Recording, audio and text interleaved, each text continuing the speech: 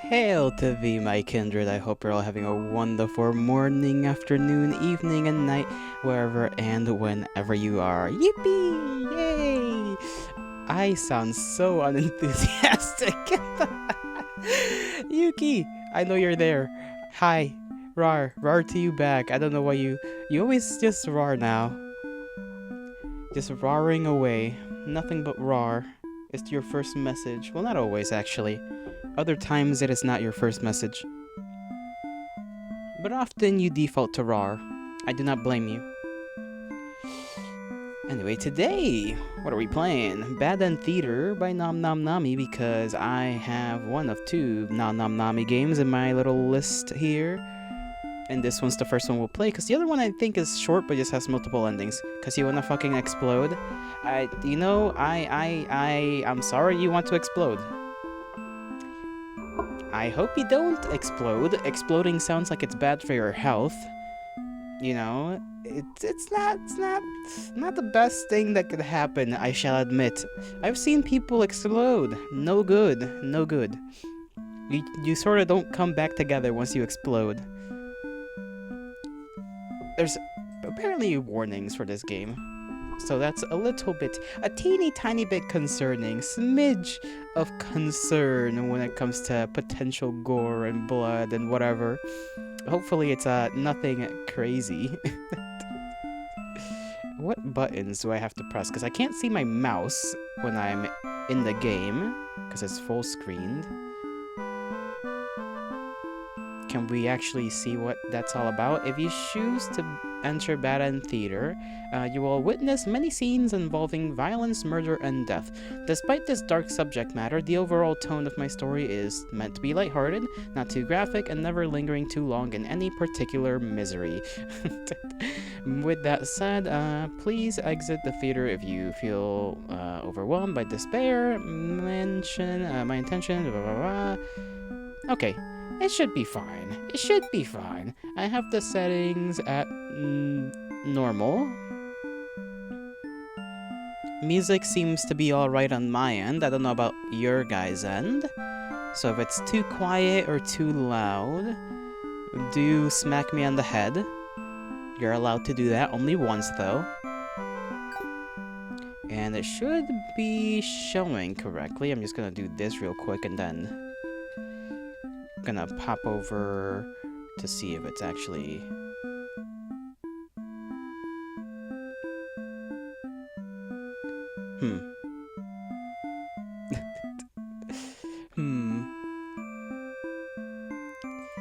Is it showing that when I switch around? Maybe I'm just being dumb.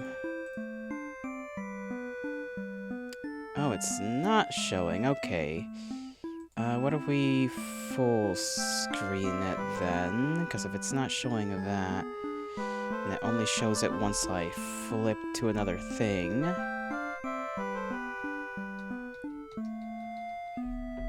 Maybe I gotta go to OBS and deal with that. Yep, I gotta go to OBS. What if I put it in game capture instead? Alright. There we go. Now this should show up properly. Let me see once again if it's showing my options being picked. Yep, okay, we're all good. We're all good. Good. Let us start this little tale. Apparently there's multiple characters and I can finally also see my mouse, so very nice. Enter. Okay, welcome to Bad End Theater. On this stage, we shall be toying with fate. That sounds like somebody is being a little weird. You will make many choices, unlocking darker and darker paths, all in order to witness a lovely variety of tragic events. Oh, great. But first, allow me to explain how it works. To begin the tutorial, select whichever doll you like. And then just welcome to tutorial. Select a doll. Are we a human doll or a demon doll? Let's just be a human doll. This is a tutorial anyways. You control the human doll. You're a friendly little guy, just minding your own business. How will you interact with the demon doll? Attack, which is hostile, or play nice. The demon does not inherently look very nice. Why not demon?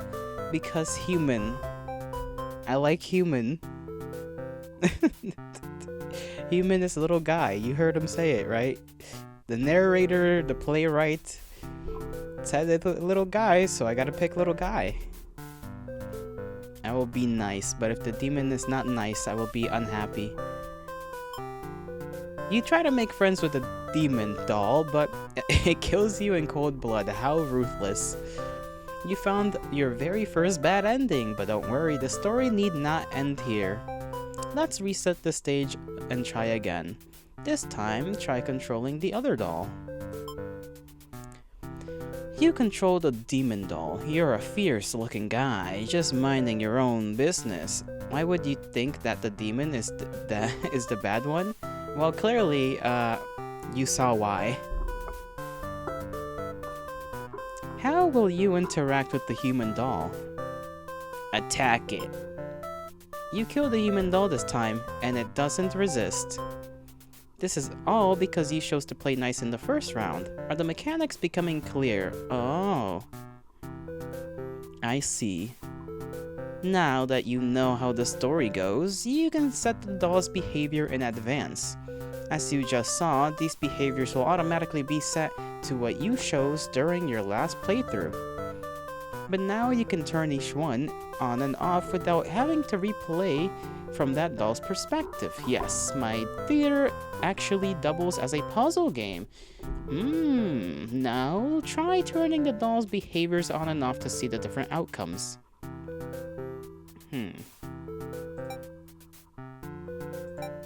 So if we're not wicked and we allow ourselves to be nice, what will happen then? Why would you make the demon doll bad? Well, I didn't... Why are you questioning every choice I make, Yuki? Am I not allowed to make choices that I deem are fit?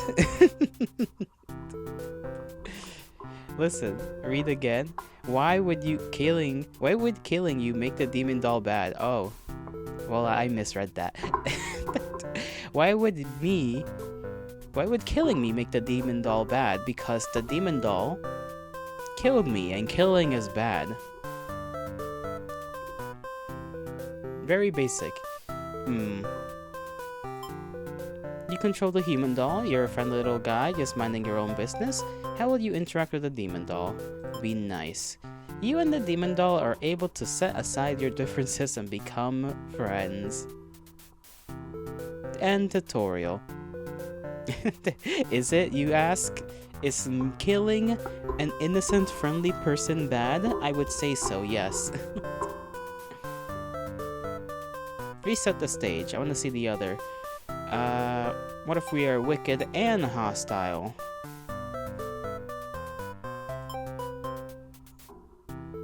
Minding your own business. How would you interact with a demon? Attack it. You both attack each other at once and die together. Oh no. Okay, I'm done. I think I understand the game. Do you understand how to play now? I get it. This game saves your progress automatically, so just relax and collect all the bad endings at your own pace. Tragedy is the name of this game, or well, it's one of the parts of the name. I think. No, it's not, because it's bad end theater, not tragic end theater, so never mind, I'm just being dumb. Without further ado, let's start the show. Yay! We got 4 characters. The hero, maiden, underling, and overlord. They're all locked, so we don't know how they react normally. And then over here, we can always go back to the tutorial. We have 41 endings to figure out. And then I assume this just ends the game.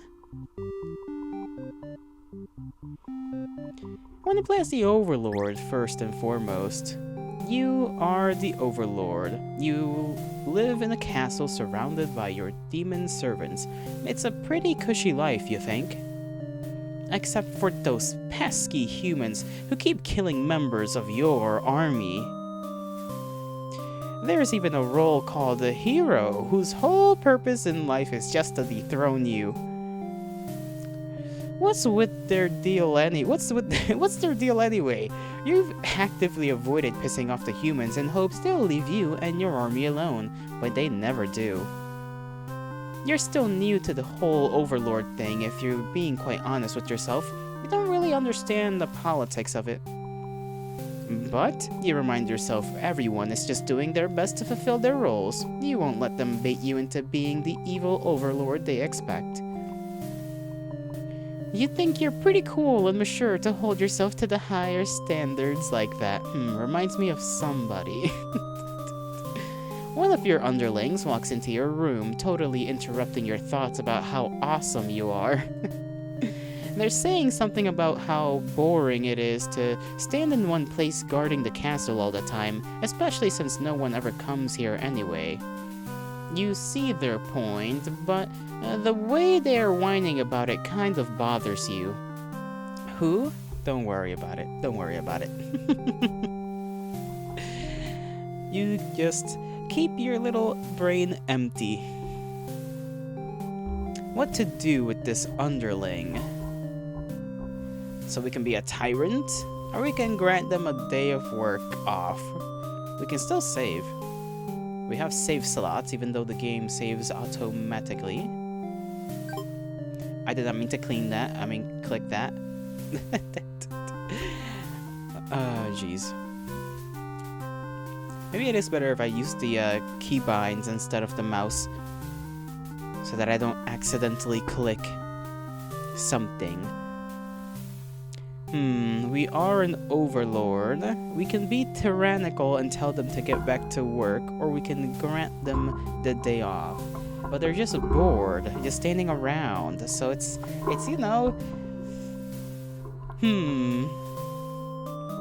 don't know what to pick. I'll be honest.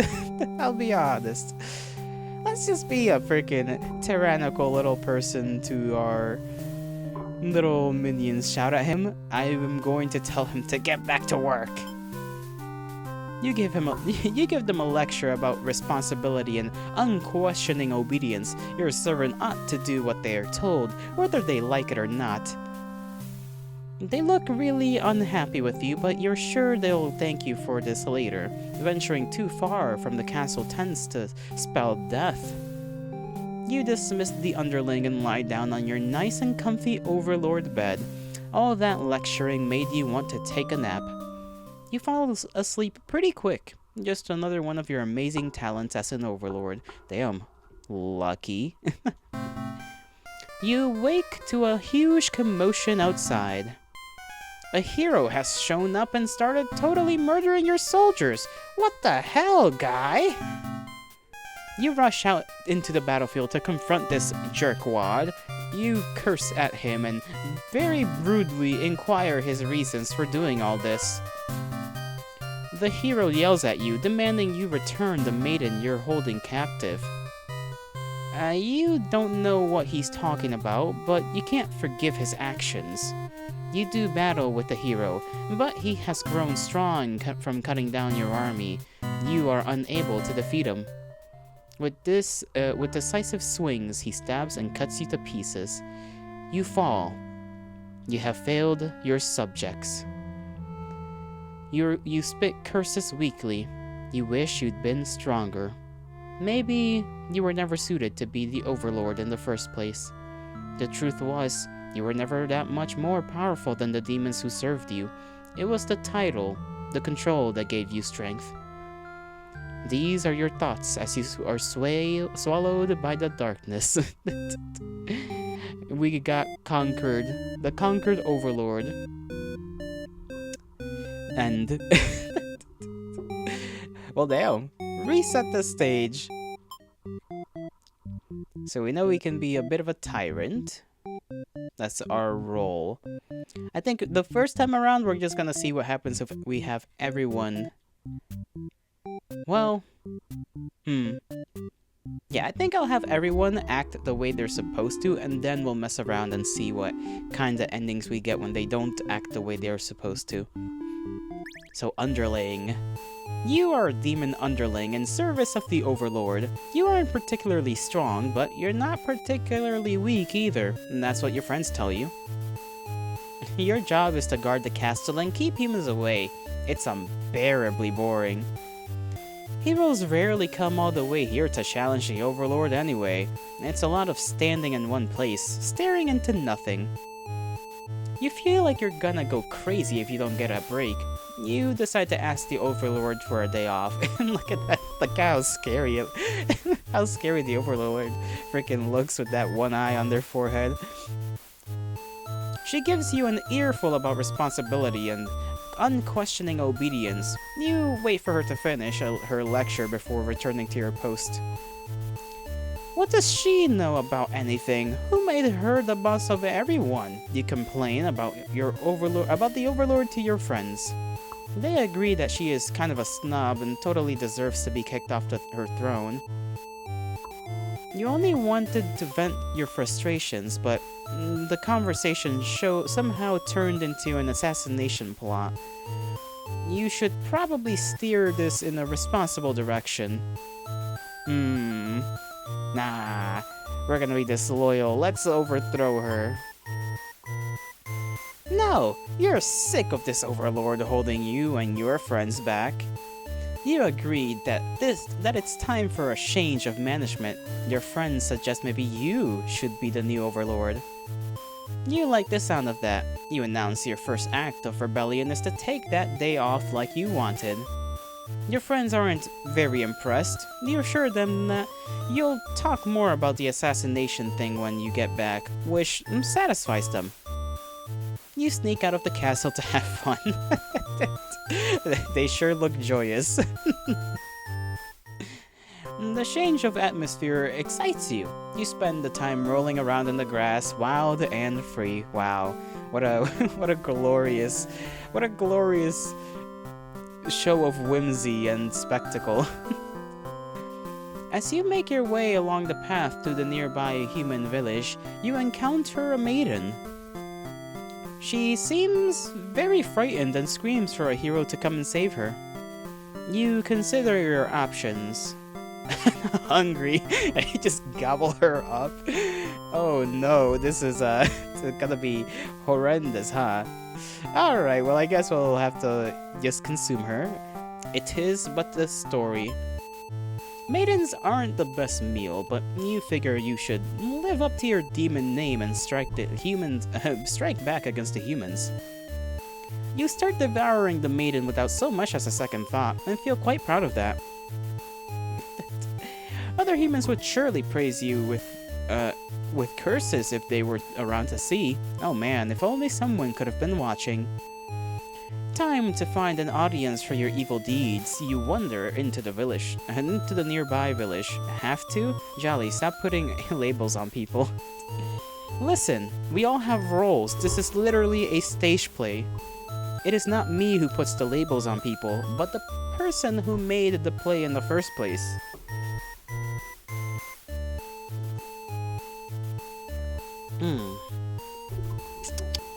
Drink is good.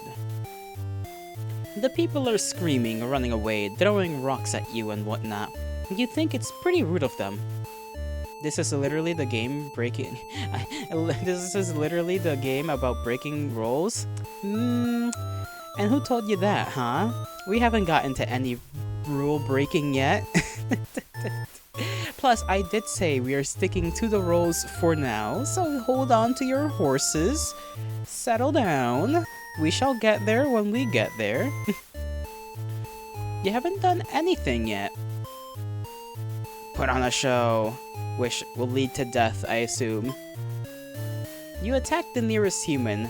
He is old and weak, and his bones crunch delightfully. Your audience screams grows louder. Applause! You think, hey, this is actually pretty fun. I should have taken revenge like this a lot sooner. As you continue your bloodthirsty dance, striking the villagers down, you fail to notice a sword-wielding hero running towards you. He takes you out in one swift blow. You're just a demon underling after all. As you die, you think that was totally worth it. The curtains close. And performer underling end. Well, this one seemed to be quite joyous. I don't know how much of a bad end that really is.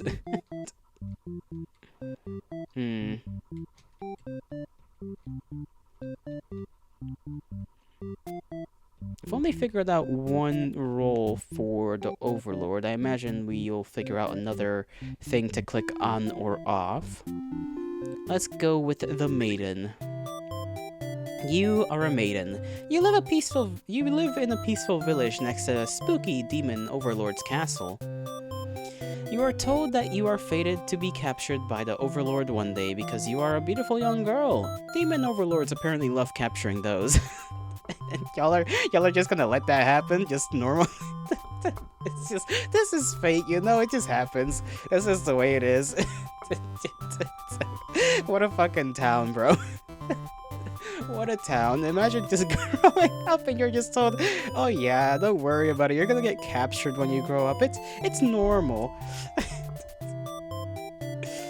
You'd think you haven't heard of that actually happening to anyone, but maybe the demons just haven't been given the opportunity? Who knows? You are in church. You pray to your god asking why you have been born into this role of maiden. You respect the divine plan and all, but you're really just curious as to what the point of it is. You are impatient. Meeting a demon actually sounds pretty gosh darn exciting. Maybe you'd understand your role better if you were to just hurry up and get captured already. You leave a note and venture forth to find a demon just to, you know, see what happens. Because that's a great plan. Oh, silly human. Not long into your adventure, a demon underling appears before you. It looks pretty scary. If we shout for the hero to come and save us, which is what happens, we'll die, right? You yell, but a hero does not come. The demon suddenly jumps you and starts biting a lot. How painful. This plan of yours was completely stupid, you think. Why couldn't you have been more patient? Why did you go looking for trouble? You aren't angry or anything. Of course, this was all your fault for trusting a demon not to devour you on sight. This is your punishment for questioning fate, you guess. Bit by bit, you are swallowed by the demon until you are no more. You consume the maiden and you just get immediately eaten. And then the role of the hero. We can be polite. We'll figure out that later. You are the hero. You like to think of yourself as a pretty reliable and swell guy. Why does he have a belt on his, like, wrapped around his head? That is not what belts are for, you know?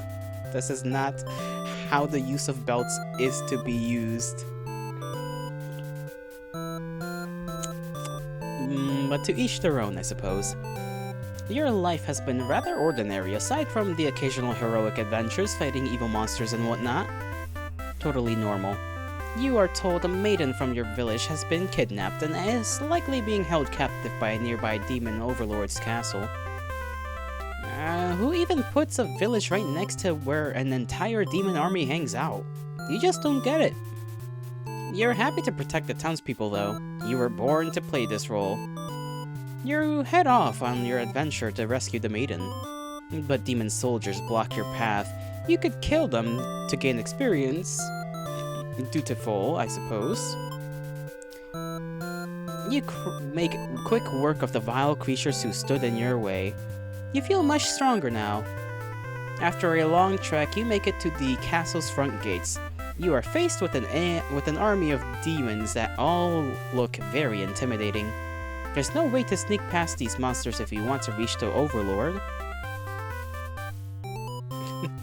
We're just gonna keep being dutiful. Cut through the demons. You gather your courage. This is what must be done in order to rescue the maiden. These are all evil demons anyway. The world is much safer with them gone. That's what you tell yourself while you kill one after another on your way to the Overlord's chamber. The Overlord appears, demanding to know what the hell you're doing murdering all her soldiers. You get straight to the point and ask her where the maiden is. She feigns ignorance. A convincing act, but you won't be fooled. If the maiden isn't here, then what happened to her? He can see only one answer. The Overlord definitely captured her. In fact, it's possible she's already been devoured. Thinking about that poor maiden's fate fills you with hatred. You fight the Overlord with everything you've got. You've become strong from the hordes of demons you took down. Before this final battle, the Overlord is almost no match for you. You cut her to pieces. The Overlord has fallen. You breathe a sigh of relief, but your job is not finished yet. You search the castle. The castle? What is that word even meaning? The castle! Unfortunately, you find no sign of the maiden within its walls. Just as you suspected, she must have already been devoured. You feel hollow. A great evil has been banished from this world, but what does that matter if you were too weak to save anyone? You stand alone amidst the carnage and ponder what it means to be a hero. You return to the Overlord's remains and wrap her head in your cape to bring back the village. Surely your great victory will be celebrated. Failed the hero end. And now we get to play around with things, because that's how things went originally when we just were when we started off with the Overlord.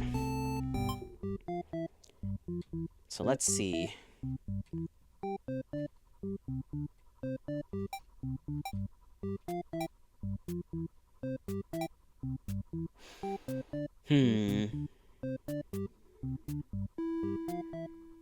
What do we play around with first?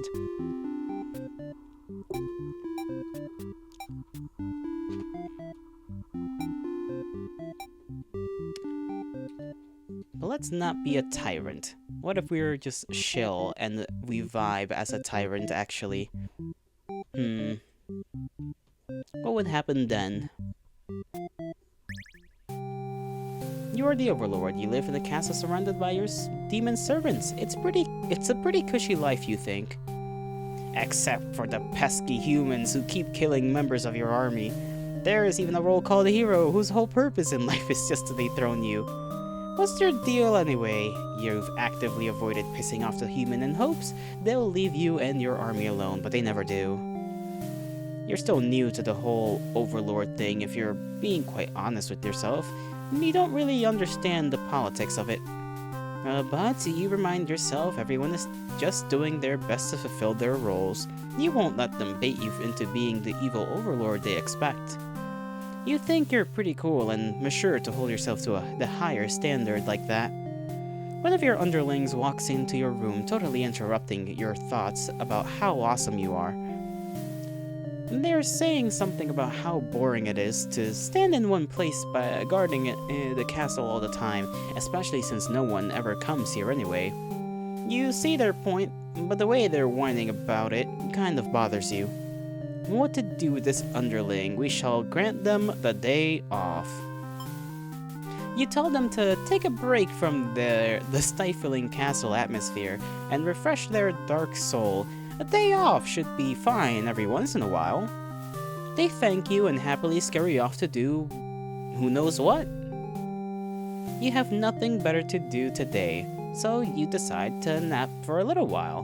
Being the Overlord sure is great. You wake to a huge commotion outside. The hero has shown up and started totally murdering your soldiers. What the hell, guy? You rush out into the battlefield and confront this jerkwad. You curse at him and very rudely inquire his reasons for doing all this.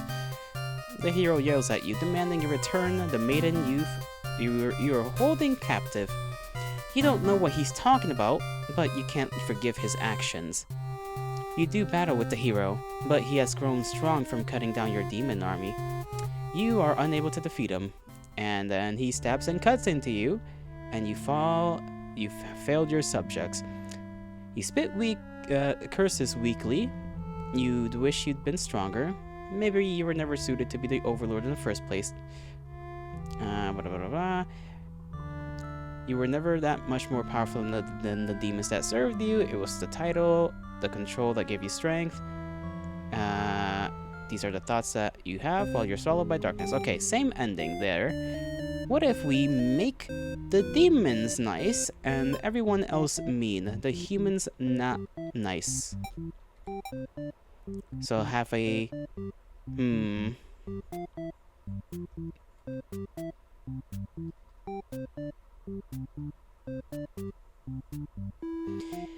Have him be hungry, but not disloyal. Let's see if that changes anything.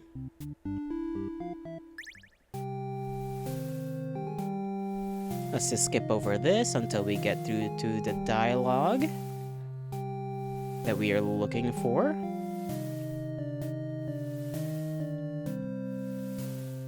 And we'll give them the day off. Let's see if this gives anything different here. Probably not.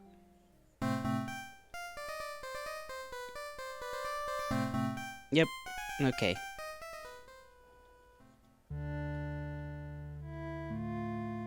What if we are a tyrant, but the guy just does not go and say mean things?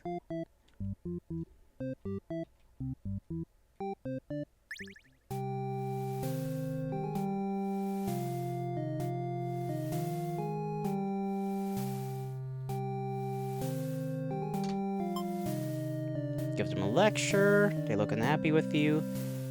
They'll thank you for this later. You lie down, take a nap.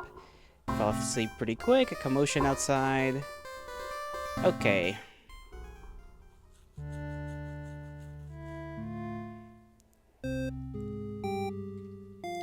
What if the underling is not hungry?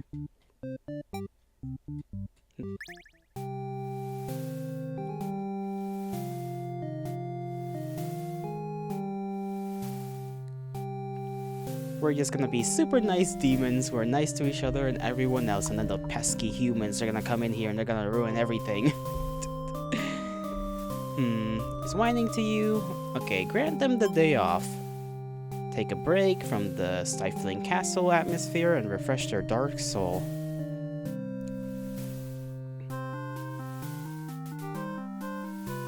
Being the overlord sure is great. You like this scenario? Of course you do. You awake to a knock on your door. The underling from earlier brought back some company. It's a maiden from the nearby human village. She says her role is to be captured by you. The maiden then goes on to say she's been getting very impatient thinking about her impending capture, so she's come here to speed things along.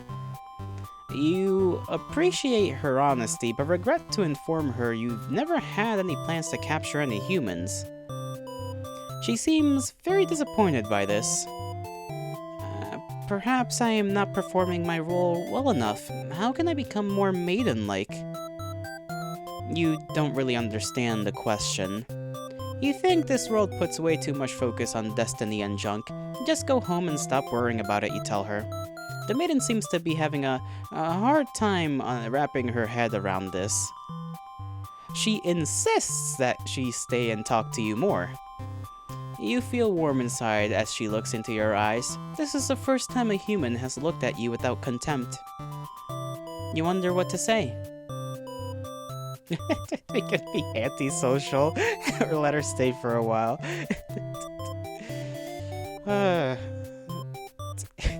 Get the fuck out of my house.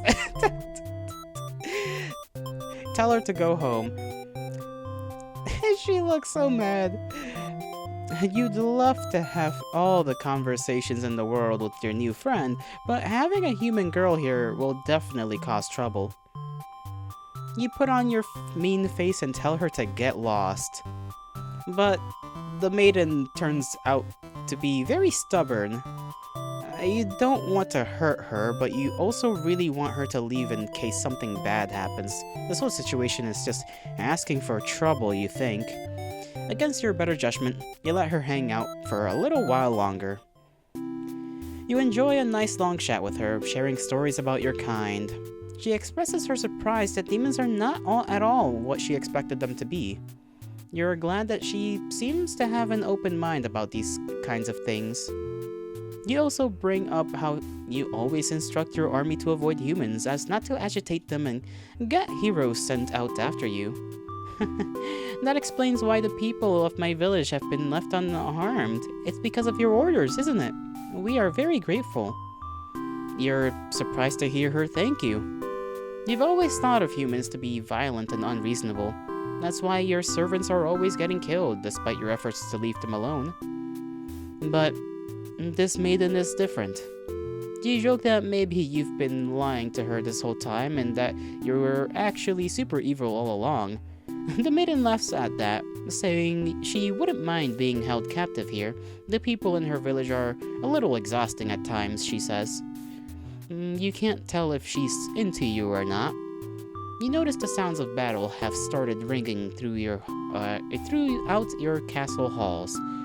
The maiden is getting nervous, but you reassure her it's only your underlings roughhousing, no big deal. You know it's probably a hero, but you don't want to upset the maiden by telling her that. Your army will take care of it. It isn't long before the hero bursts into your room. But he shouldn't have made it here. Why didn't they stop him? The hero just stands there unsure of himself. He is covered in demon blood. As the maiden speaks to him, trying to explain the situation, you move past the hero and out the door. You're not thinking clearly. Seeing your servants' bodies in pieces all strewn about your castle has really taken it out of you. The hero did this? There's so much blood. Why? Did he come for the maiden? Did he think she needed rescuing? There was no one for this hero to save here. There was never any harm meant to anyone. You were just talking to her. Why has it turned out like this? The hero starts babbling insincere apologies and excuses, realizing his wrongdoing, but you are far beyond hearing that kind of bullshit. You have had it with these humans always murdering your servants for no reason. You can no longer hold yourself back and lash out at the hero. When you regain control, there is nothing left of the hero. The maiden has fled in terror. You are alone. A wrathful overlord.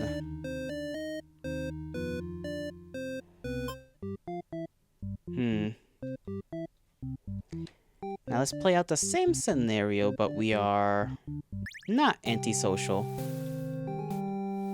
See if there's at least different dialogue.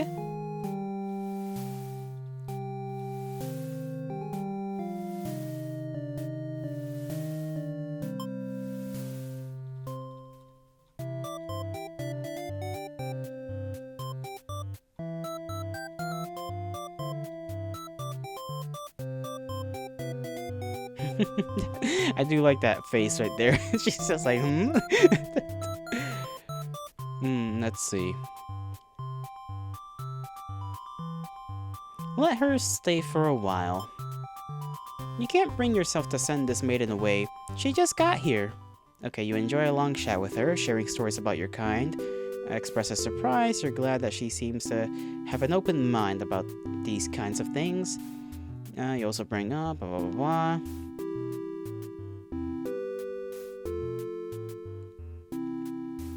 Maiden is different. You joke maybe you're lying. The maiden laughs at that. You can tell she can't tell if she's into you or not. Do you notice the sounds of battle have started ringing through your castle halls? The maiden is getting nervous. You reassure her that it's only your Underlings, rough housing, no big deal. You know it's probably the hero, but you don't want the maiden, blah blah blah. The hero bursts through the door. There's blood all over him. You walk through. You can't think clearly.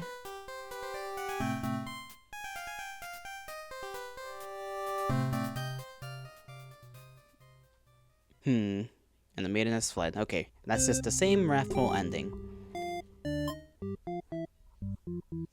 Now, I guess we can play in the shoes of the underling and see that end of the story, see how, how we get to that point. You are a demon underling. In service of the Overlord, you aren't particularly strong, but not particularly weak either. That's what your friends tell you.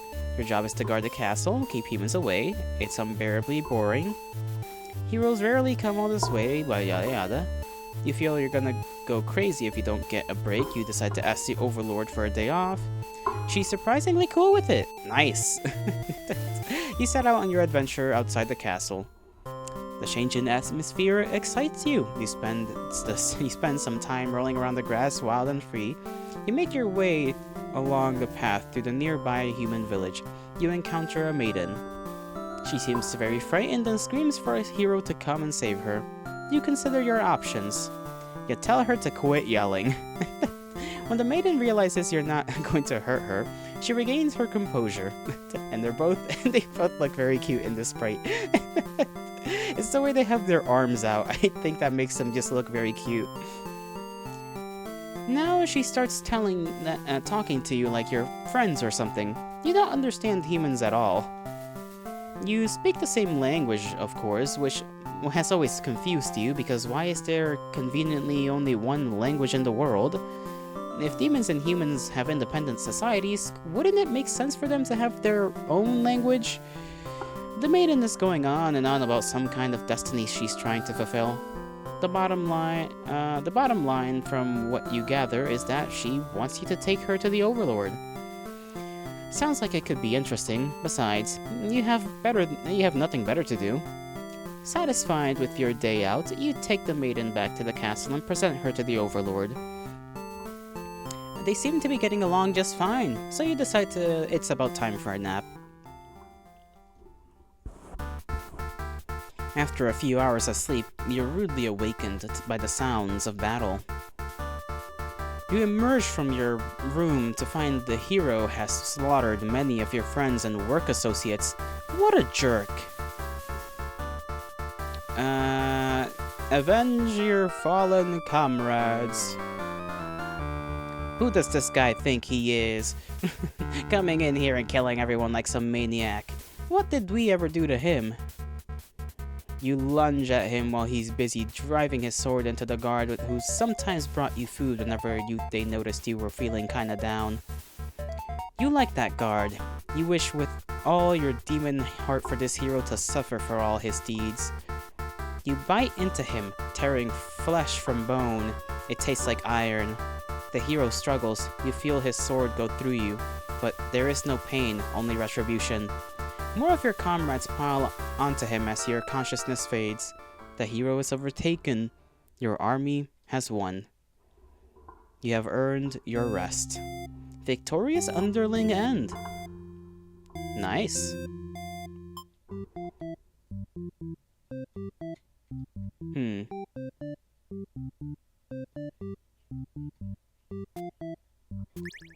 Now let's see what happens when you run away.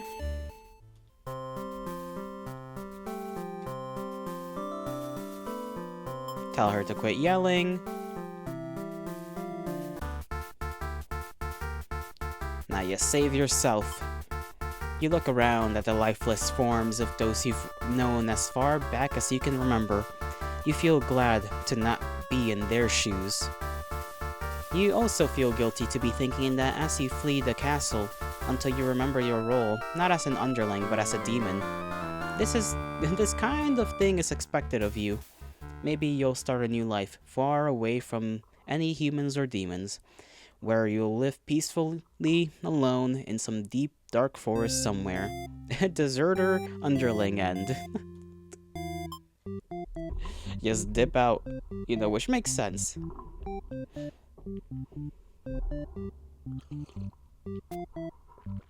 Ah. Now let's experience this same scenario from the perspective of the maiden. Let's just skip all the way back to when you meet the demon and you shout for someone to come and save you. You yell, but a hero does not come. The demon is put off by your sudden shouting and asks you to keep it down. You apologize. They seem more confused and hostile, which totally catches you off guard. You tell the demon your name and explain that you're a maiden from the village. You tell them that you're thinking maybe you could understand your role better if you were to hurry up and get taken away by a demon early. The demon doesn't seem to have really been listening to you, which is a little irritating. They're just chill. Look at this one. Just looking at a flower. What a pleasant little fellow. I like this person. Well, I guess they're not really a person, they're a demon. I like this demon. Just very kind. Very, very, very, very much a vibe. A vibe of something. They agree to take you to their master nonetheless. After a long walk to the castle, you are introduced to the Overlord. You explain why you've come, and she squints at you. It turns out she never had any plans to capture maidens or to do anything else that would agitate the humans. You wonder for a moment if she might be lying, but it doesn't really seem like it still. This doesn't make any sense to you. You've always been told that demons would one day seek you out, and something awful would happen. Then a hero would come to your rescue. You don't want to believe you've been lied to all along. Maybe it's just that you haven't been maiden-like enough. You ask the Overlord what you should do to be a more suitable maiden, but she doesn't seem to understand. Just go home and stop worrying about destiny so much. She makes it sound so simple. This Overlord seems like the complete opposite of you. You want to learn more about her and how she thinks. You insist on staying to talk with her more. The Overlord shares many stories about demons with you, and little by little you realize they may not be the ruthless monsters you were raised to believe. As it turns out, she commanded her demons to avoid towns and villages. She didn't want to risk giving the humans any excuse to send out a hero after them. You realize that must be why you've never heard of any demons attacking your town. You express your gratitude to the Overlord on behalf of your village. She says you can thank her by telling the humans to stop raising heroes. She's tired of her servants getting killed off by them. You've always thought demons were violent and unreasonable creatures, but it seems the Overlord could say the same of humans. You may be different, but really, they're just trying to live out their lives the same as you. You feel like you're starting to understand things a lot better. Maybe everything I've said was to deceive you and other humans. What would you do if I turned out to be a super evil all along? Even if she were to capture you now, you think this place is far more interesting than the ways things are back home? You kind of like not being told to expect demons to come after you all the time. You feel free. Honestly, you've always kept to yourself, but spending time with this Overlord has been very nice. You feel butterflies in your stomach. But then, a hero barges into the room. His clothes are stained by a dark liquid. It's dripping from his weapon, too. You realize it must be demon blood. Something horrible has happened. Confused, the hero asks you what's going on. You explain the situation, reassuring him that you were never in any danger. The Overlord has walked past the hero and out into the hall. She's wailing. You can only guess what kind of horrible scene he's left for her. The Overlord tears the hero apart in retaliation. You watch silently, unable to scream.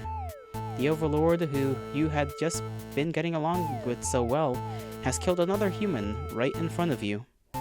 It's clear now that you had been deceived by her sweet words. Demons are ruthless monsters after all. You somehow managed to slip past the Overlord and make it out of the blood-soaked castle. You never look back. Maiden escape and A.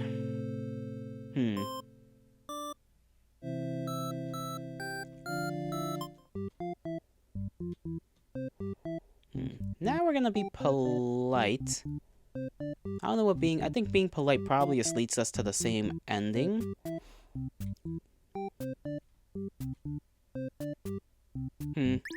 Let's try it out. Skip, skip, skip, skip. Skip, skip. Be polite. Introduce yourself. You tell the demon your name and explain what, blah, blah. You tell them that you were thinking maybe you could understand your role better. Demon doesn't seem to be listening. They agreed to take you to their master nonetheless.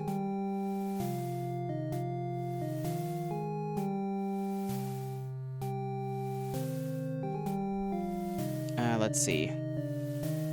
Turns out she never had any plans to capture maidens or to do anything else like that would agitate the humans. You wonder for a moment if she might be lying, but it doesn't really seem like it. Still, it doesn't make any sense to you. Skip, skip. Let's go home. You want to learn more. You insist on staying. And I think we get the same ending here.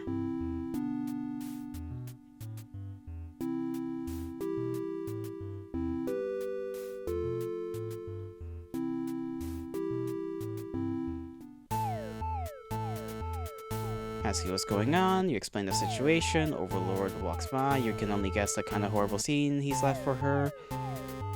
You watch silently, unable to scream.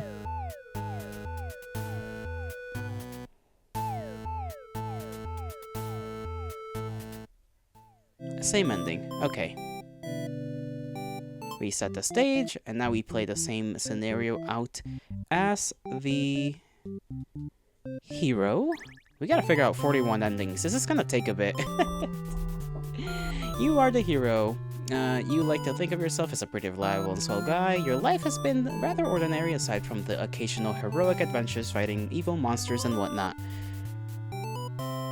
You are told a maiden from your village has been kidnapped and is likely being held captive at the nearby demon overlord's castle. Who even puts a village right next to where an entire demon army hangs out? Let's just head off to our first couple of demons. We could kill them to gain experience. Let's play this out dutifully. You make quick work of the vile creatures who stood in your way. You feel much stronger now. After a long trek, you make it to the castle's front gates. They look all intimidating. Sneak past these monsters if you want to reach the Overlord. Cut through them.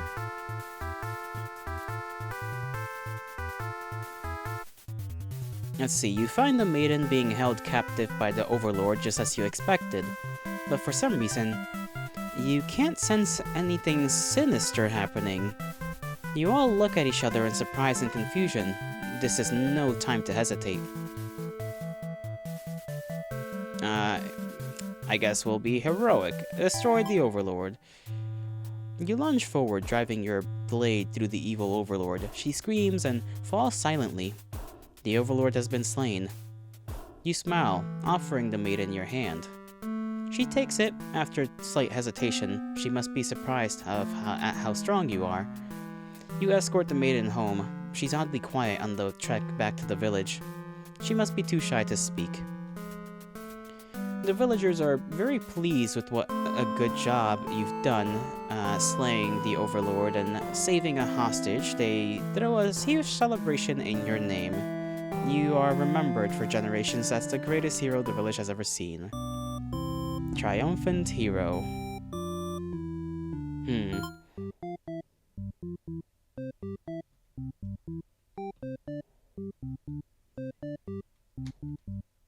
I do wonder what happens if we are antisocial and then we, play as the maiden, if we get that same ending. Let's see. Maiden?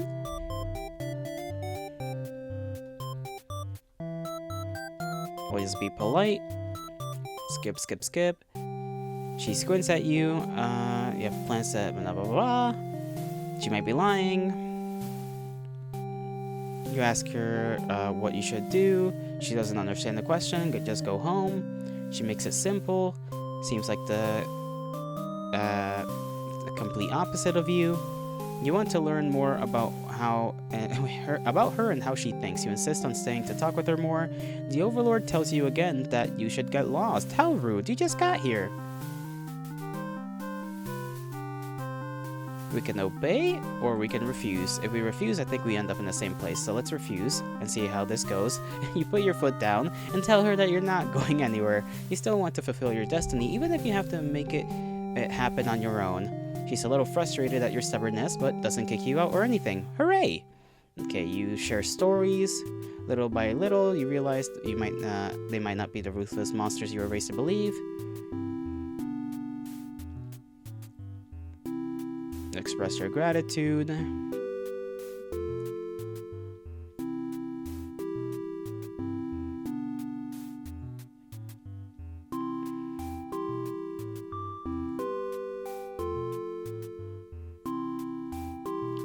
Blah blah blah. Okay. Spending time with this Overlord has been very nice. You feel butterflies in your stomach, then the hero rushes into the room. Okay, there's blood on this weapon. You realize it must be demon blood. The hero suddenly dashes towards the Overlord, sword drawn. Do nothing. The hero's blade pierces the Overlord, and she lets out a horrible scream. You flinch. The Overlord is slain. The hero smiles and holds out his hand to you, saying it's time to go home. His glove is drenched in blood. Hesitantly, you take his hand. The hero guides you through the castle, past the corpses of his enemies. You try to keep your eyes to your feet. There's blood everywhere. You shut your eyes, but even then, you can't escape the smell. All of this was because of you, wasn't it? You exit the castle, and the hero leads you back to the village. Everyone celebrates the hero's great triumph over the demons. You feel sick. You take part in the festivities regardless. And this is the Complacent Maiden. End. Alright. We still have to play out the other endings for the other, like, the diplomatic stuff and whatnot. So let's just go as hero again. We can see what first happens when he runs away, cowardly. Flee like a coward. Forgetting your pride, you escape with your life. But you can't return home. Your reputation will be ruined. You wonder how you'll ever be able to rescue that maiden all on your own if you can't even fight some lousy demon underlings. You'll take your chances at the castle. You're a hero after all. This is your job. After a long trek, you make it to the castle's front gates, where you are faced with an army of demons that looks very intimidating. Okay, there's no way to sneak past them. Ask if they'll let you in. Well, we don't have blood this time, so I guess they could let me in. You go up to the nearest demon and explain why you've come here. They stare at you. They stare down at you. They stare you down, and you feel very uncomfortable. But they seem to trust you and escort you directly to the Overlord's chambers. That was easy. The Overlord and the maiden seem to be in the middle of some casual conversation when you barge in. You all look at each other in surprise and confusion. This is no time to hesitate. If we destroy the Overlord, we will just freaking die.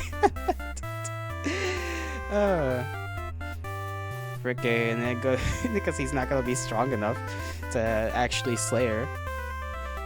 I guess this could be just the happiest ending. Ask the maiden what's going on. The maiden explains that she was never actually captured and that she came here on her own volition.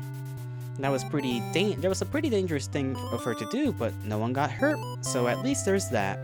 You ask her to return to town with you to reassure everyone of her safety. The Overlord allows the two of you to leave, and you casually exit the castle.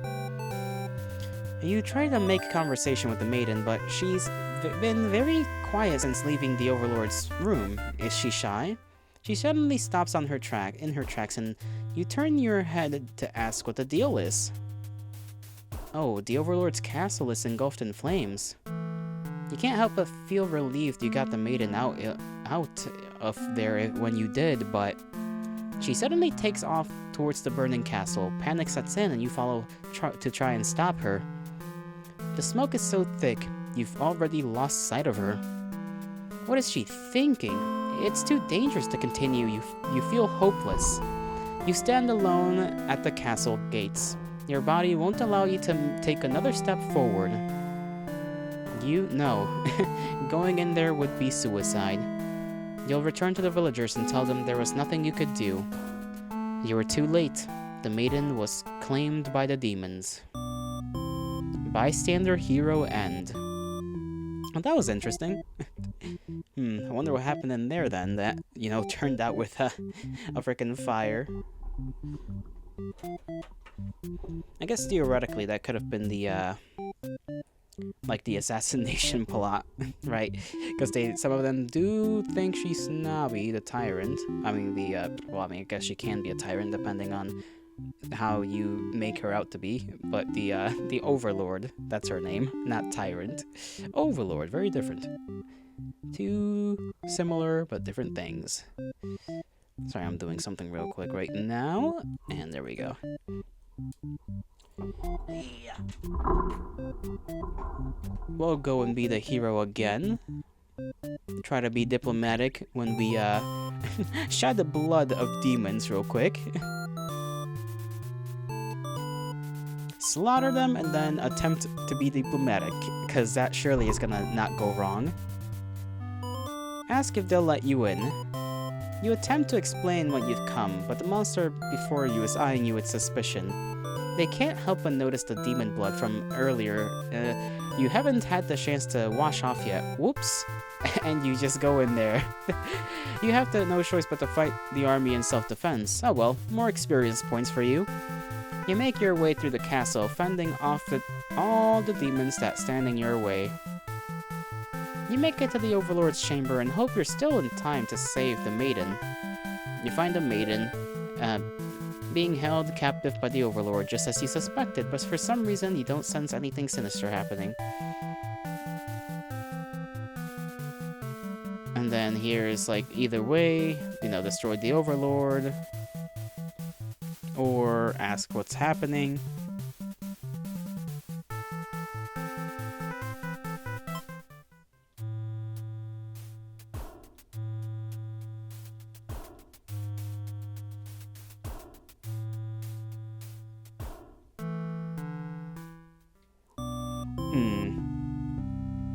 And now we are going to slay the the damn Overlord when we get there.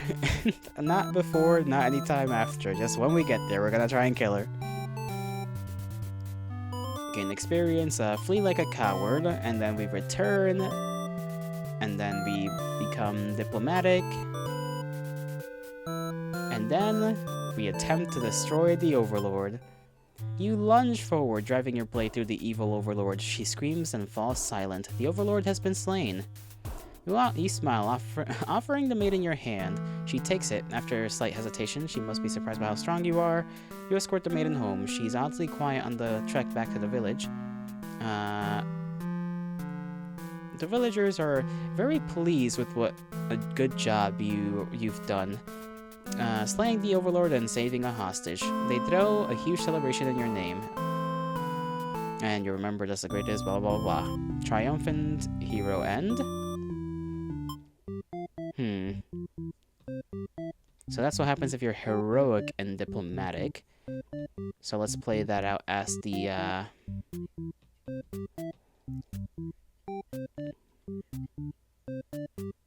Overlord, I guess. See what happens from this perspective when that all goes down. Skip, skip, skip.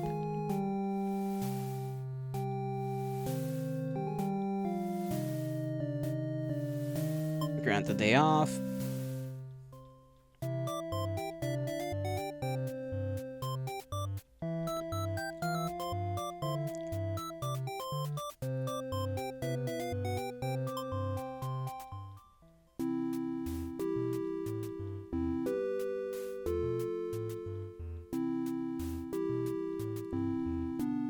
Let's see if anything is different. You can't tell if she's into you or not. You're interrupted by another human in your doorway. This time, it's the hero. He suddenly strikes, cutting through you with his blade. He didn't even hesitate. Ah, you've gone soft. How could you have let your guard down like that? How unfair. After all you've done to avoid this outcome, you can't outrun your destiny. The hero always slays the overlord. You should have never trusted a human. You watch the hero escorts as the hero escorts the maiden out of your castle. Captured by a demon, at least she got what she came here for. You join your army in eternal slumber. And that's the slain overlord end. Now, from the perspective of the underling, let's see how that story goes. She greets you and says she has a favor to ask. You consider your options. Hear her out. You're in a good mood today and are rather curious about what the maiden has to say.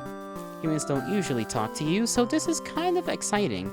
You hadn't guessed it would even be possible to understand each other before now. The maiden is going on and on about destinies she's trying to fulfill. The bottom line, from what you gathered, is that she wants you to take her to the Overlord. Sounds like it could be interesting, besides you have nothing better to do. Satisfied with your day out, you take the maiden back to the castle and present her to the Overlord. You seem to be getting along just fine, so you decide it's about time for a nap. You don't get to sleep long. Your friends wake you up. Rude. One of them is stepping on you pretty hard. You ask them what their deal is. They say they're planning a whole revolution. They're gonna get rid of the current overlord and put a new ruler in place. They want to hear if you're in or out. And being a pretty lazy underling, of course you reply with, "That sounds like a lot of trouble. How about we just skip it instead?" Your friends and question your loyalty to their cause. If we say she's actually not that bad, you guys, we die. Your friends seem pretty disappointed.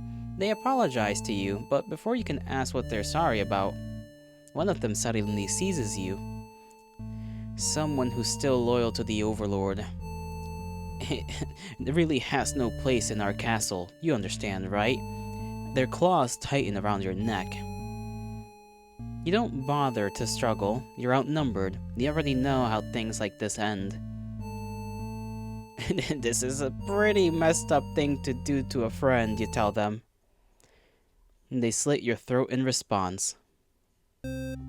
Faithful underling end. Well, I'll be darned.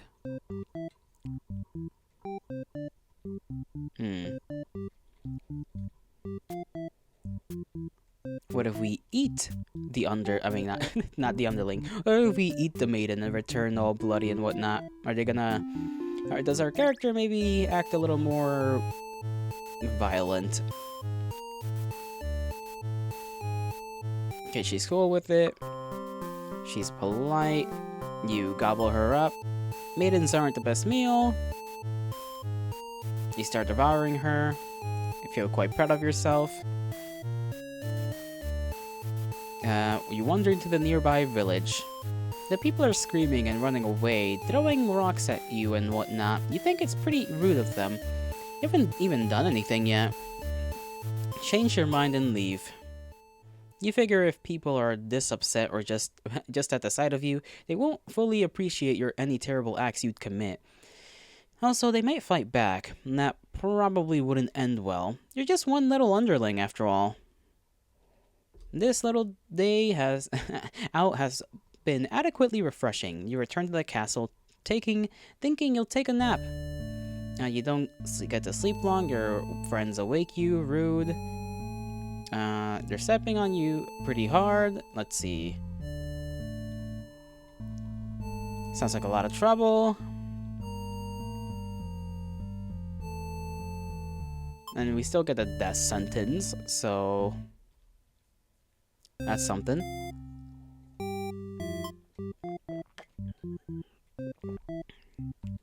I want to see if we try to be, like, do a revolt while we are, while we don't eat the maiden. See what happens.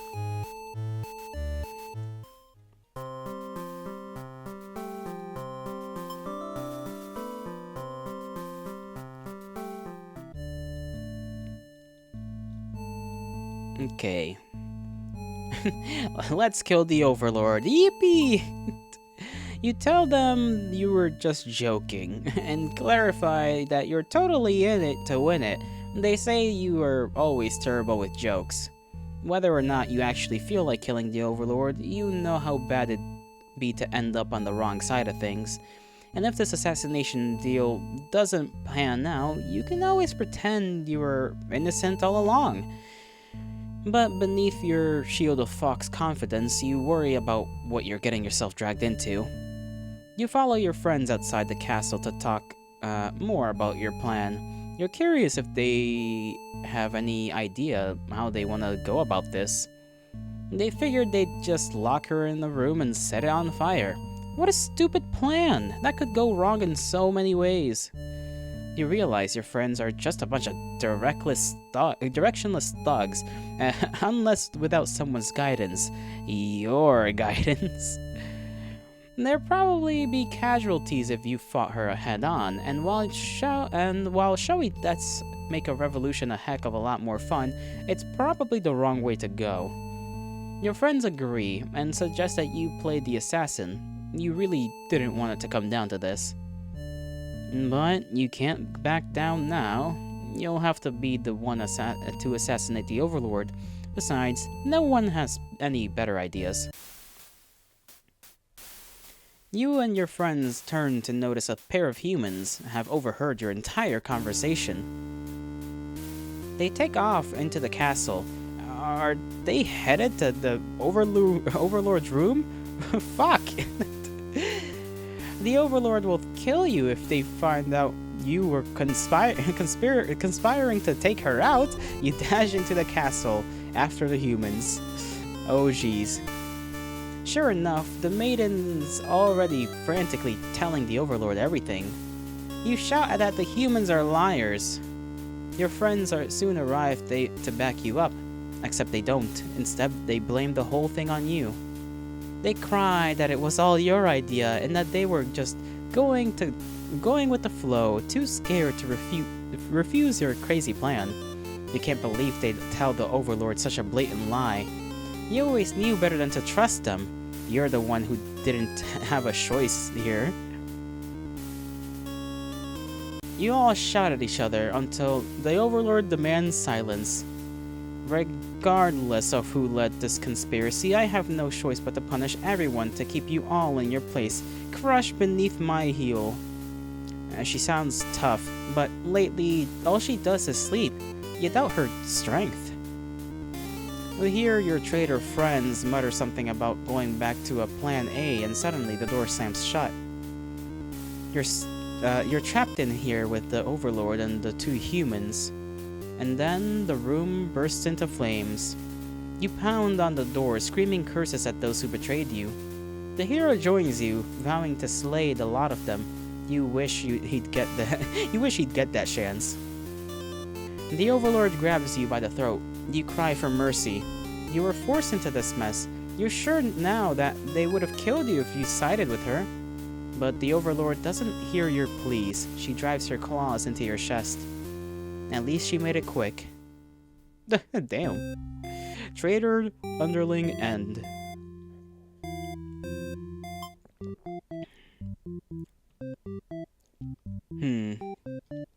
Can we get that same ending but with everyone involved? What haven't we done yet? The martyr ending, I think. So let me make this one like that. And then just go down this path.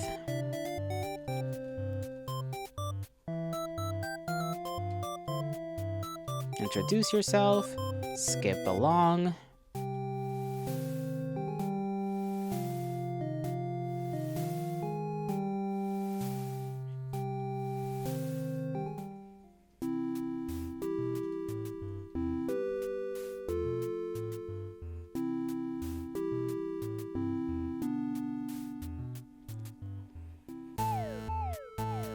Okay, the hero suddenly dashes towards the Overlord, sword drawn, and you protect her.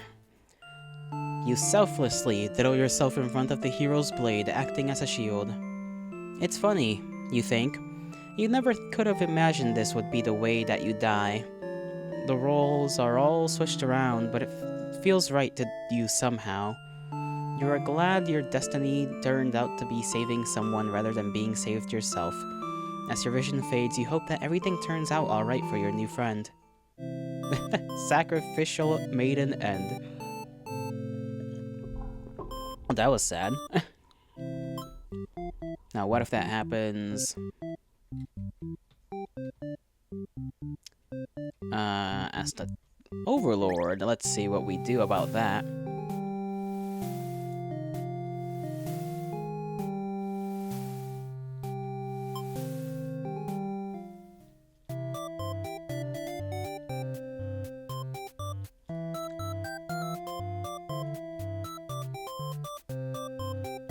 Let's let her stay for a while.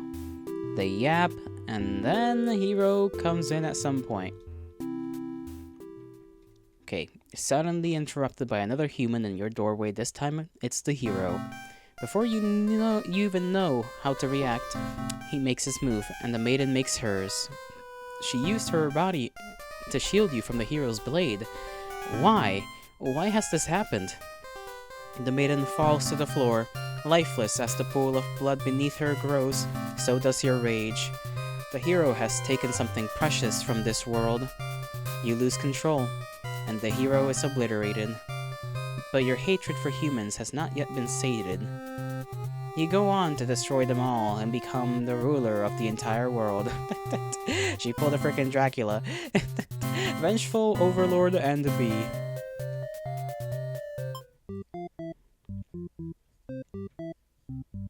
And then that same... Oh, I guess we'll have to do that as the hero.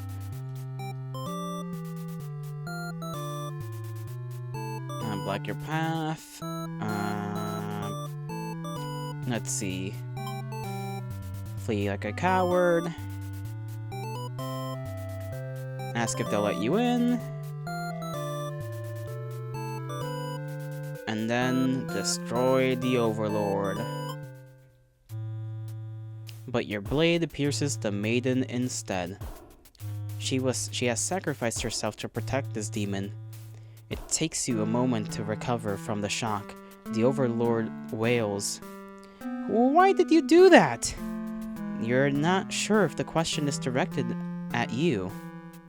The Overlord strike at you in a vengeful rage. You parry and she is slain. Your sword feels heavy. You look at your hands, your clothes. Blood. So much blood. You look to the fallen maiden, wondering what to tell the townspeople. Why would she protect the Overlord? She must have been brainwashed by demonic magic. You pick up the Overlord's head, wrapping it in your cape, and begin your long journey back to town. You will say that you were too late, that nothing could be done for the girl, but the Overlord is slain. There will be celebration. Loyal hero end.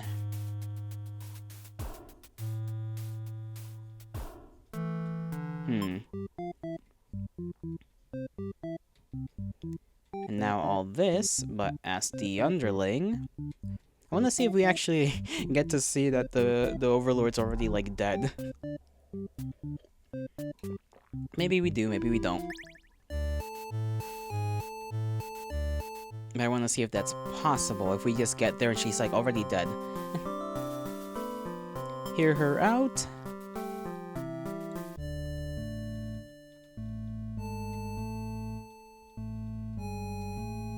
Let's kill the Overlord.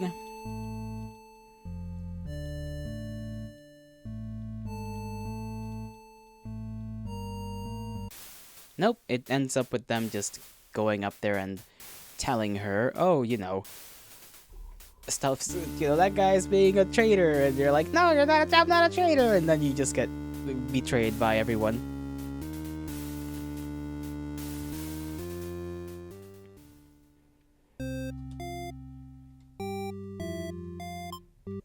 Can we experience that as the Overlord? Let's see if we can.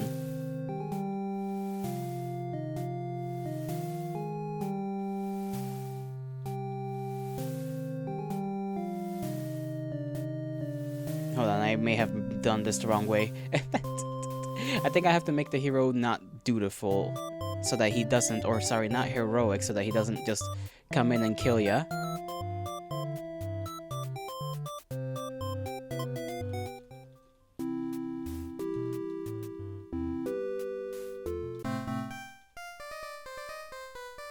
Yeah, hold on. I did that the wrong way.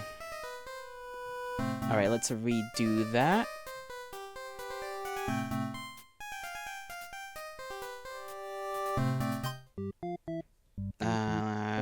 You must not be heroic. Let's see what happens there. You're the Overlord. Okay, yes, we know. We are the Overlord. We are cool and have long hair and have cool horns and a funny eye in the middle of our forehead.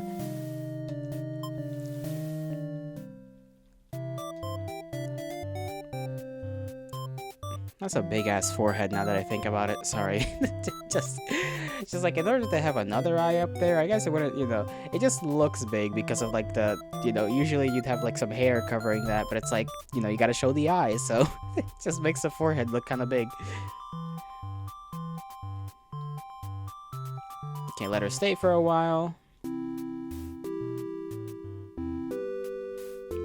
Let's see, the hero arrives. He was apparently searching for the maiden who was rumored to have been captured by your kind. Captured? Not at all. I only wanted to meet with the Overlord. Didn't anyone read the note I left behind? After everything is explained, the hero expresses his relief that this whole misunderstanding hadn't led to any horrible consequences. The maiden apologizes for causing trouble, and the hero asks her to return to the village with him. Confusing feelings swell up inside your heart. You're surprised that you had one of those to begin with. You don't want the hero to take this maiden away from you. We could be possessive, or let him go.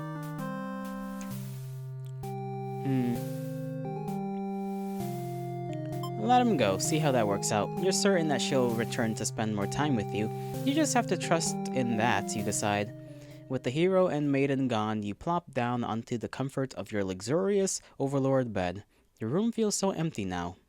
Is this loneliness? You hope your new friends will be back soon. You close your eyes for a while. You've almost fallen asleep when the maiden and hero burst into your room, frantically trying to communicate something to you. You are told that a group of demons is plotting to assassinate you. You are not surprised. How nice of the humans to care, though. One of your underlings barges in, shouting that the humans are liars. They're followed by another group of demons, crying that everything was that first underling's plan. Everyone is shouting over each other now, and it's very annoying. You yell for all of them to shut their traps. You have no doubt that your servants would let their ambition cloud their judgment and lead them to try to take your throne. Regardless of who led the conspiracy, I have no choice but to punish everyone to keep you all in your place beneath my heel. Saying that made you feel very Overlord-like. You aren't sure if you have the strength to back it up, though. Lately all you do is sleep.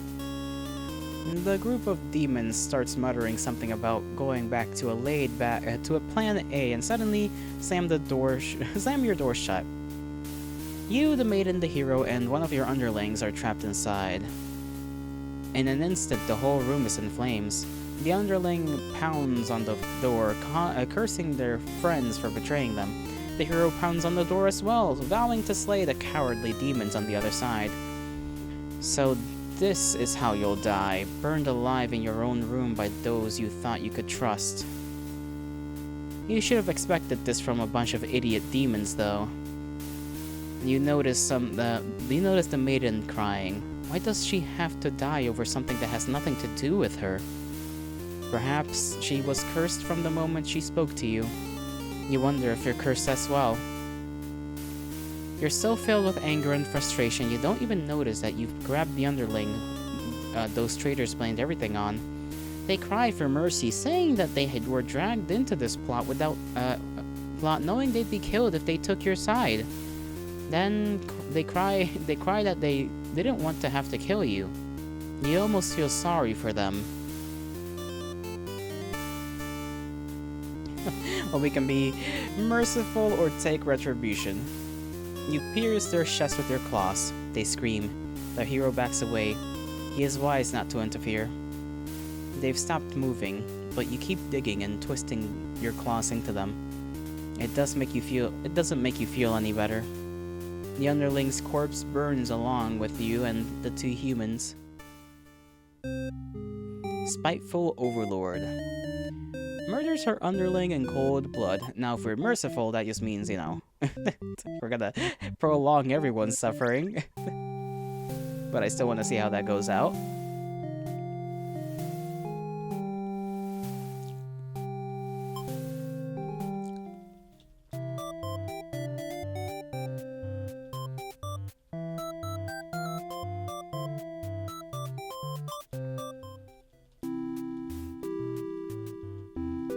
Oh yeah, we also have to see what happens when we become possessive.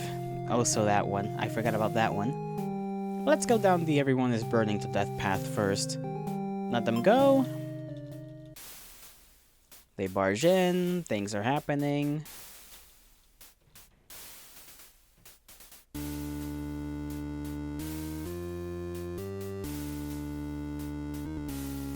Forgive them.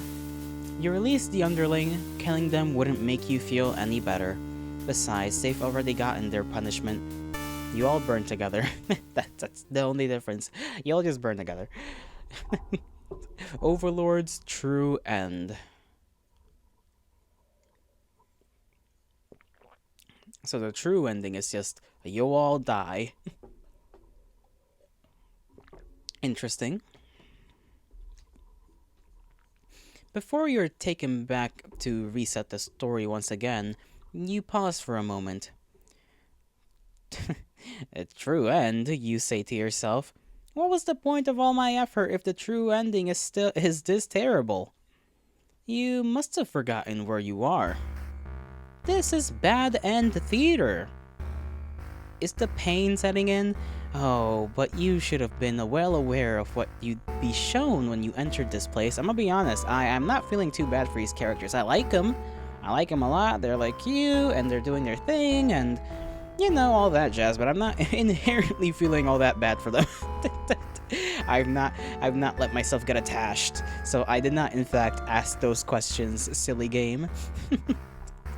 Loophole. It's a problem I've seen quite often. At some point you grow attached to my little cast. You started to relate to their flaws, their plights. You started wishing for their happiness. I mean, kinda. I do. But I mean, I know everybody's just gonna have a bad end. But you aren't going to find that here in my theater, my lovingly crafted labyrinth of suffering. Anyway, I hope you'll pardon the interruption. You're making great progress, well, thanks for that. The choice to continue on the next ending is always yours. I'll leave you to it, dear guest. Okay. Now let's do that as the underling. So that we can get that ending. She yaps, we hear her out. They're like, oh, we're gonna plan a little rebellion. And then it's like, yeah, sure, we're disloyal.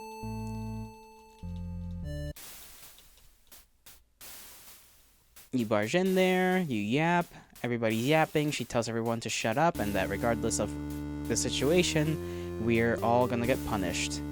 And then the room's on fire and we bang on the door. And then we get hoisted up. And we cry that we were forced into this mess, that we are now sure they would have killed us.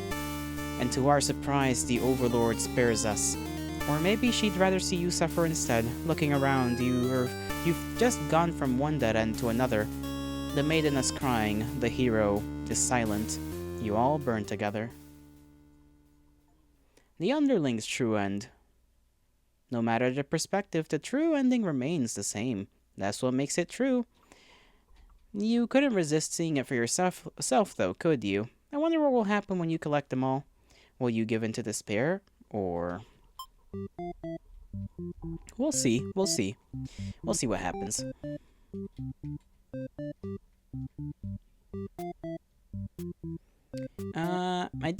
Is there a way to... Hold on. What happens when we click okay, bad end. Okay, this just tells... Okay, this is good. This tells us how many endings we've gotten for each character. We still need 4 more for this one, 3 more for this one, 6 more, and 7 more for the maiden and the hero. We'll figure it out. I like this little tree branch. Bad end.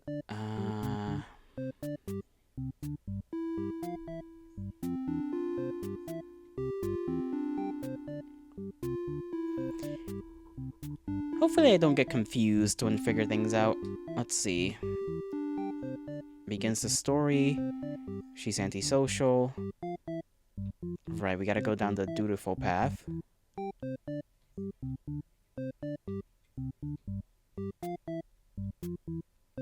Disloyal. What was it that I wanted to check out? Oh, right, if this one's hungry. And then we go to the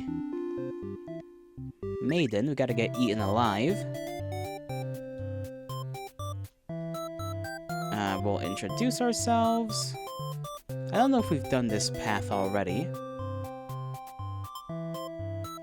Tell them our name, but we get eaten. The demon bites and a lot, and it's painful.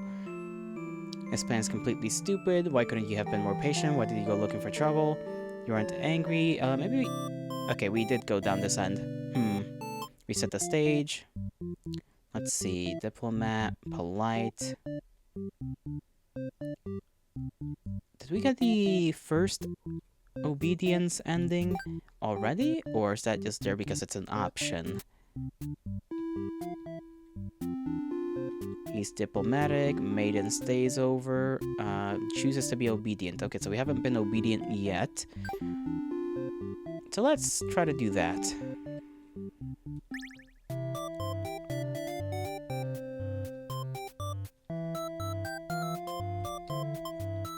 Oh, I forgot to change that. Forgot to change that. Reset stage. You, good sir, are not gonna be hungry.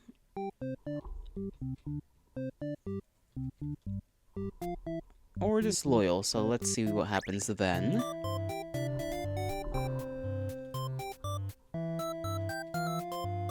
Introduce yourself. We are polite. We interact with her.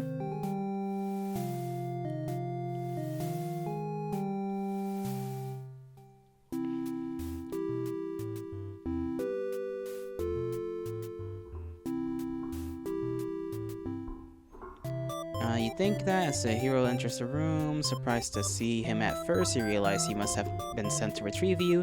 Confused, the hero asks what's going on. You explain the situation, reassure him that you are never in any danger. The hero expresses his relief that this whole misunderstanding hasn't led to any terrible consequences. You apologize for causing trouble, but really, didn't anyone read the note you left? Jeez. The hero asks if you'll return to the village with him to give everyone the news of your safety. The Overlord allows you to leave, and you give a little wave as you exit the room. You'll be back soon. You're about halfway back to the village when you feel something is off. You're unable to shake your concern. You look back over your shoulder. You stop in your tracks. The castle is engulfed in flames. Is the Overlord alright? You can't return to the village like this. You have to know. You have to be sure everyone is safe. You've already taken off before the hero can even think of stopping you. You scan the fleeing demons, but the Overlord isn't among them. Against your better judgment, you rush into the burning castle to find her. You quickly reach the Overlord's room, but the door is shut tight. The handle is too hot to touch. You're too weak to force it open. You pound your fists against the door hopelessly. What were you thinking? This is all because you'd forgotten your role. Only a hero could pull this kind of thing off. You start to cough. The smoke is too thick, but you can hardly breathe. And we've just gotten a little thing there. Hold on, let me head over here first. Thank you for the follow, Mary Rose. It is very much appreciated. Let's see. The smoke is too thick. You can hardly breathe. You realize you haven't gotten much time left now. You desperately head towards the stairs to save yourself. But the fire spreads faster than you expect. You won't make it outside. You can't help but laugh. What a joke. A maiden saving the Overlord? If you had just stayed true to your role, things wouldn't have ended this way. This is exactly the kind of punishment you deserve. You let the demon fire cleanse your rotten soul.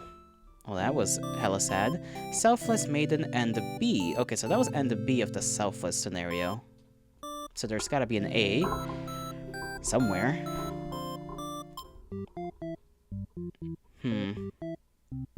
No, that's different from the martyr. Martyr. I was thinking the martyr ending. Let's see.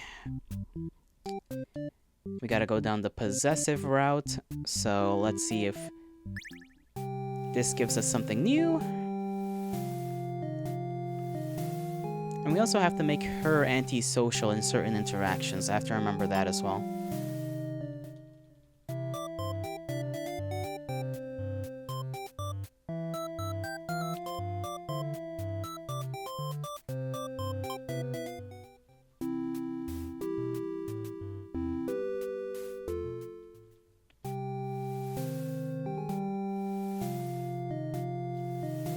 Let's see. The hero, you don't want the hero to take this maiden away from you, so you keep her here. The maiden came here to be captured by you, didn't she?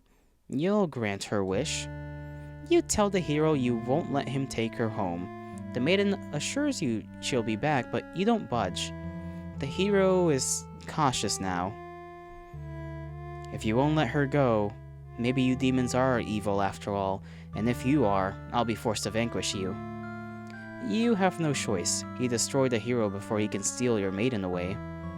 She's frightened. You don't understand why. Didn't she say she prefers this place to her village? Now she doesn't have to leave. You take a step towards the maiden, and she backs herself into a corner. You don't understand. She wanted to stay here with you. The hero was trying to get in the way of that. You had to kill him. You'll be sure to keep this maiden safe from now on. A selfish overlord end. Interesting. And what other endings can we... How many endings does the overlord have left? 3. Let's see the pathways. This one is she's obedient, and then antisocial obedience leads they both lead here, or no, this one leads there if this guy's hungry. Overlord awakens, and then something else happens. But that also happens if the Overlord, if you tell him to go to work and then he's hungry. that leads straight there. But can potentially lead here. Maybe if the guy is disloyal?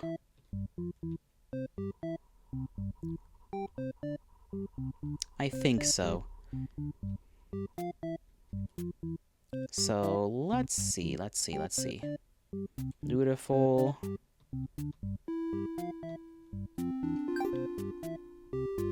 Polite. Dang it, wrong one. Didn't mean to do that. Head back. Okay, we cannot go back. Let's just skip through all this. Gobble her up. Let's see. Put on a show so that we can just get the death. Okay, there we go. What I meant to do was keep him hungry and then be a tyrant. So let's see how that works out for us.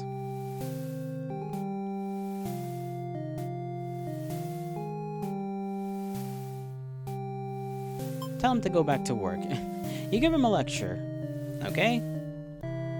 Then you are awakened by one of your underlings. They've brought you a hero who inquires about a missing maiden. You tell him you don't know anything. Humans never really visit this place. He believes you and goes home, to your surprise. You figured he might try to fight you, but you're glad to get back to your nap instead. Until you wake up to something completely unexpected. Before you know it, everything around you is engulfed by flames. What's going on?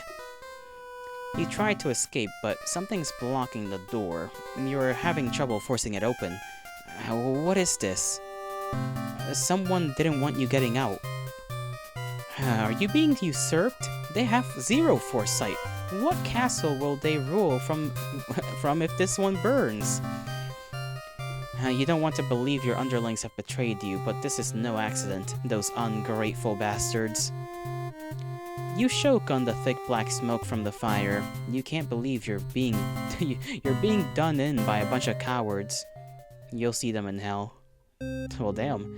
Burned Overlord the end. Okay. And what if this guy is both disloyal and hungry? And we're also a tyrant. Skip. Tyranny. Let's see. We go to sleep, we wake up. You take a nap, you wake up to something completely different. One of your underlings is tearing your throat out. You try to struggle, but you can tell you're already mortally wounded. What have you done to deserve this kind of ending? You curse at them, choking on your own blood. You die wondering if you could have done anything to prevent this. Assassinated Overlord. And then we gotta figure out one more ending, I believe, for the Overlord. There we go, go up there. Yep, we gotta figure out one more, and that is... we go... either that or that. Then we received the maiden. If she's obedient, we then awaken and something else happens. Nope, that one leads to a bad end, which I think is the assassination one. So, okay, he has to be disloyal, and then the hero has to be something else. This one, I think it's just disloyal alone. Or maybe, no, hungry and not disloyal?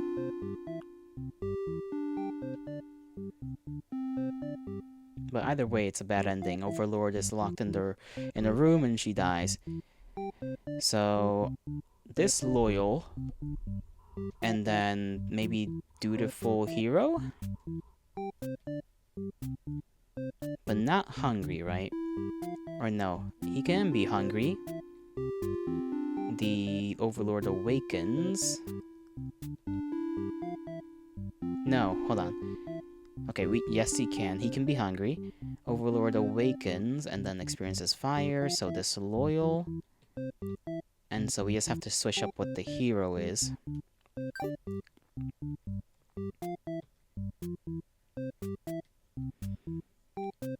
Either tries to kill the Overlord or is heroic.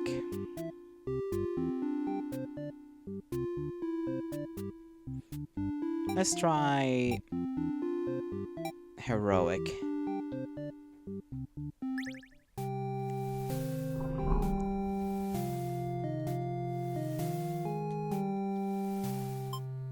Get them back to work. Okay, you're struggling with the, but you're already mortally wounded. You curse them out and then you die. Okay, so that wasn't it. You set the stage. Was I reading that thing correctly?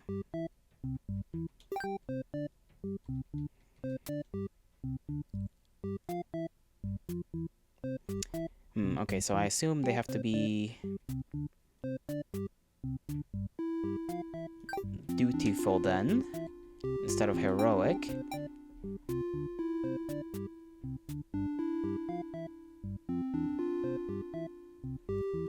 So let's go through that again. Go through this bit. Tell him to get back to work. You go to sleep. There's a huge commotion outside. The hero has shown up and started totally slaughtering your soldiers. You rush out to confront him. The hero yells at you, demanding you return the maiden. You don't know what he's talking about. He's too strong. He cuts you down to pieces, and you failed your subjects.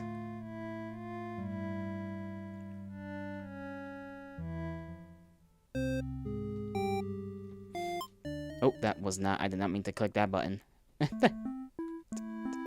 Whoops. Let's hope everything was saved. Okay, it was. Let's see. Maybe just... heroic?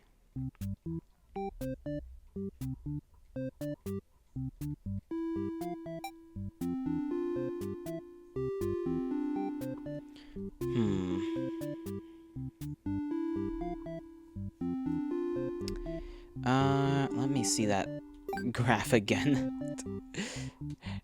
Overlord, okay. So either be a tyrant or not. Hungry. If she's obedient, she goes back. Maybe try to follow this path. Be antisocial. Have her be obedient, she goes back. And this leads to us awakening and burning. If he's disloyal, it leads us to burning.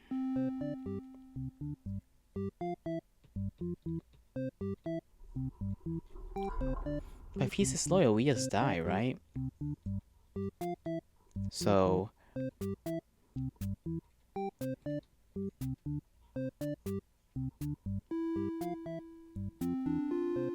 maybe he's not disloyal?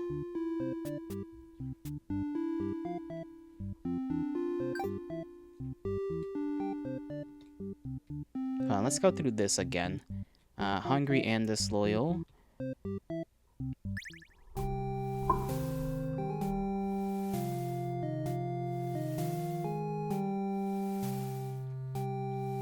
Okay, tell him to get back to work. Fall asleep. We're brought the hero. Tell him you don't know anything, humans never visit. He believes you and go home, to your surprise. You figure he might try to fight you. You're glad to take a nap instead, until you wake up to something completely unexpected. You're getting your throat ripped out. Okay, that just leads to the assassination end.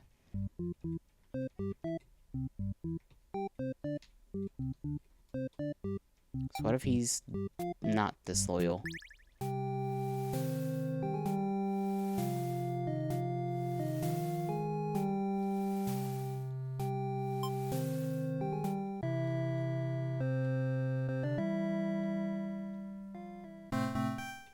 That just leads to that.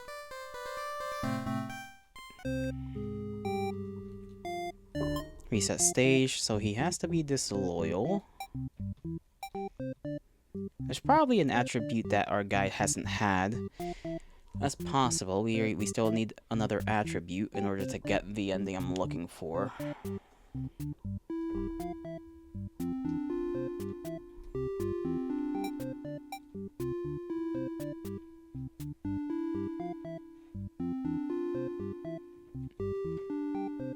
Hmm.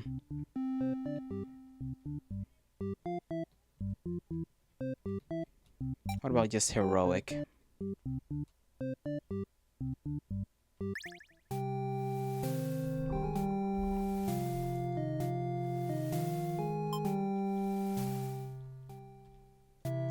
You wake to a knock at your door. The underling from earlier comes back with company.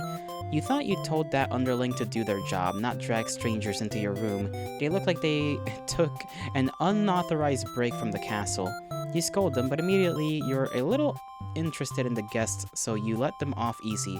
That underling's not so bad. Okay, maiden. She's captured.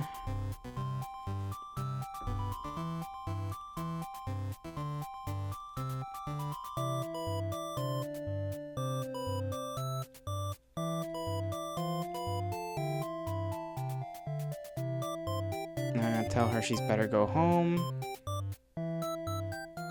The maiden does what she's told and takes her leave. You figure you might as well go back to bed. But you don't get to rest very long. One of your underlings is now tearing out your throat. You've already been mortally wounded. You die. Okay, that also leads there.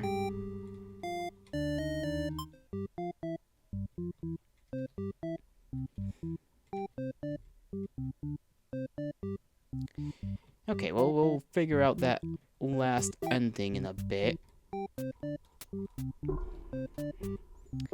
That's like irking me a little bit. it's like, what does that one thing mean? Probably some trait he doesn't have is the only thing I can imagine. Okay, we'll go through the other characters and well, we'll figure it out, hopefully. I will be right back, though. I gotta use the restroom.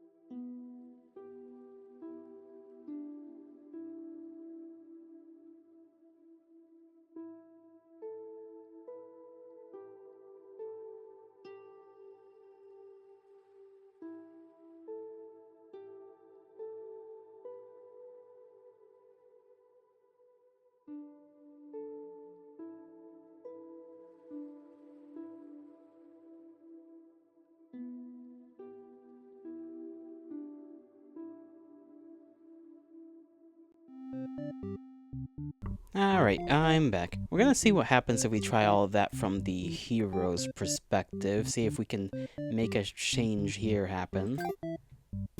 Have him be disloyal. Maybe he just kind of returns with her. But let's see how that plays out.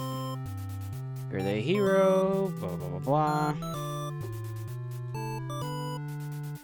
Let's be like a coward, run away.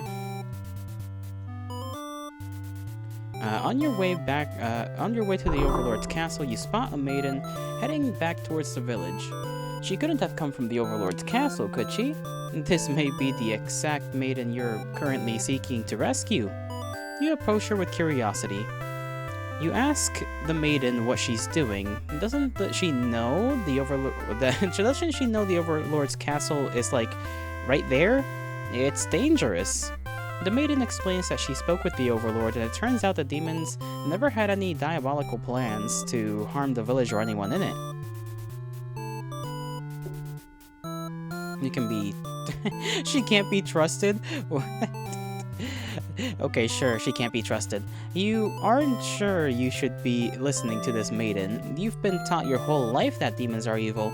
You ask if she's sure about all this, but she gets very upset that you think she would lie to you.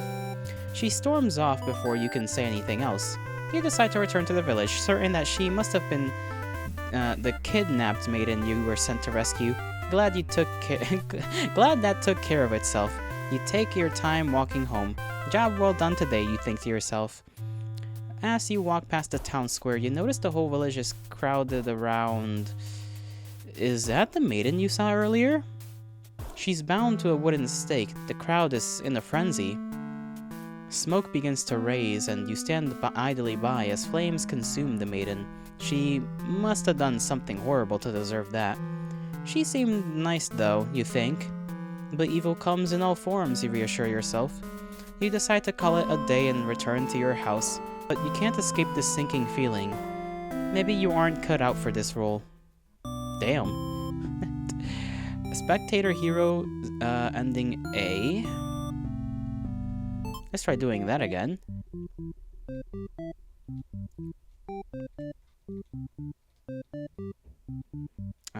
There we go. Let's skip ahead. Flee like a coward. Continue on. And let's believe her story this time around. You have no reason to assume she's lying to you, even though her story is kinda hard to believe. You feel you should trust her. You tell her you're pretty surprised that everyone has been wrong about demons all along. The townspeople must be informed of this immediately. The two of you return to the village. They had all been so worried. They praise you for your bravery, but the maiden quickly sets the record straight. There was nothing she needed to be rescued from in the first place. The villagers look to you for explanation. You politely inform them that it isn't your story to tell. You merely ran into her on the way to the castle. She explains that the Overlord isn't interested in capturing maidens or anything of the sort. The village turns to you again in disbelief. They aren't being subtle in how little they trust this maiden's story. You totally believe her, but to placate these fair citizens, you volunteer to speak to the demons personally, just in case. The crowd breaks into hushed whispers. You're too busy thinking what a great and reliable hero you are to hear what they're saying. The town's elder breaks you out of your thoughts.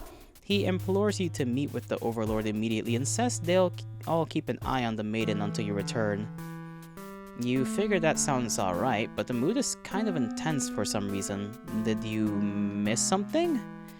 You aren't sure what's going on, but you get the feeling it might be bad to leave the maiden on her own. But she suddenly takes off running. Oh, you thought the two of you were in this together. Her actions convince the crowd that she obviously has been a liar and a witch from the start. People are shouting for you to hunt her down and her demon friends down already, but that doesn't sound like a very heroic task. You can't help but feel these people are wrong. It is up to you to catch her and talk to the demons in order to clear up this misunderstanding. You valiantly dash off after the maiden towards the Overlord's castle, but you were too late. You thought the unguarded gates, through the unguarded gates, you spot a group of demons surrounding a body. The maiden. She was a fool to have trusted the demons after all. Your hero blood is boiling. You'll avenge her death. You charge through the gates to eliminate every demon you see. What the fuck are you doing killing all of my soldiers? The Overlord is angry. You vow to exterminate her and all of demonkind. You clash again and again, but the Overlord isn't going down easily. You're both dangerously low on health when everything goes black. Your quest has come to an abrupt end. Unlucky hero.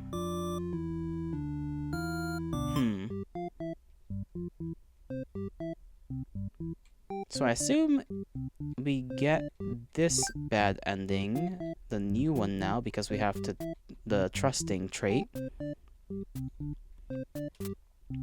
Yep. Okay, so that was what we needed. And then another bad end. But from this time, the Overlord's end of things.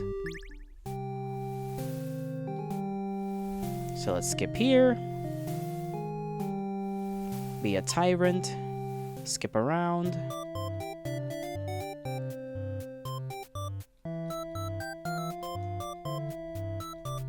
You tell her to go home.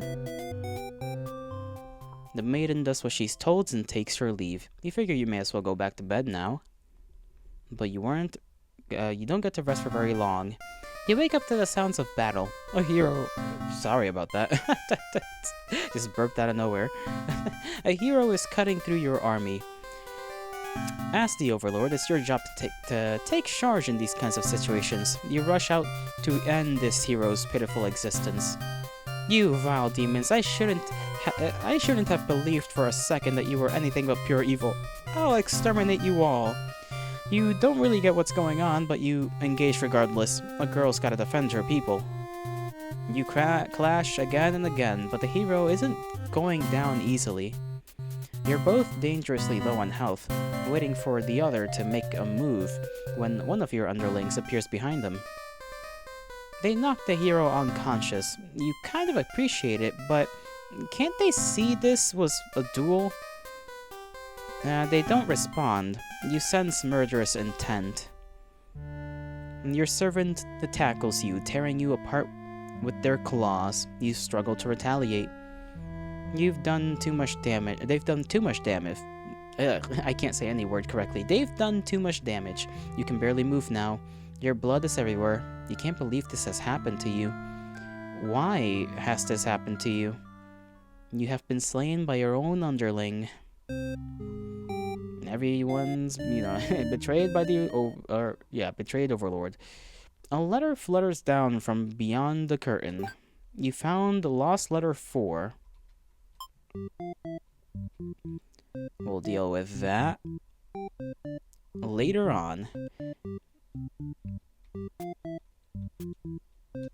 We gotta get how many underling endings? 3. So underling is granted day off, polite, diplomatic, possessive.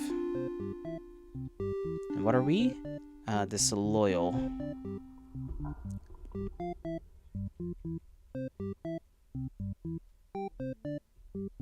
Okay. Diplomatic, polite.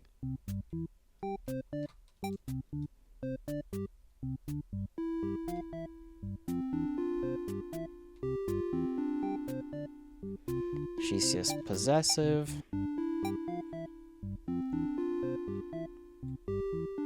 Let's see how this goes. We skip that. We help her out. Come on, there we go. Hear her out. We gotta be disloyal.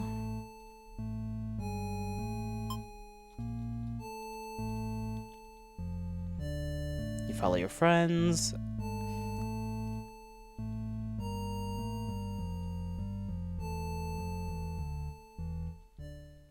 You sneak up to the Overlord's room, but there's a couple of humans in there. You watch the scene unfold. You aren't sure why, but the Overlord suddenly cuts down the hero. She approaches the maiden you brought to her earlier. With the Overlord distracted, you figure this is a chance as any. You launch a sneak attack, getting her right in the back. She flinches, giving you enough advantage to take her down. You rip the Overlord apart until she stops moving. This was messier than you would have liked. The maiden mutters something from the corner. Thank you for saving me. It wasn't your intention, but it sounds like you did something heroic. You tell the maiden to go home. This place is dangerous. She follows your advice and leaves the castle. Your castle. You are the new Overlord. Heroic underling. Now we gotta do that through the eyes of the maiden. Skip. Be polite. Introduce yourself. Skip.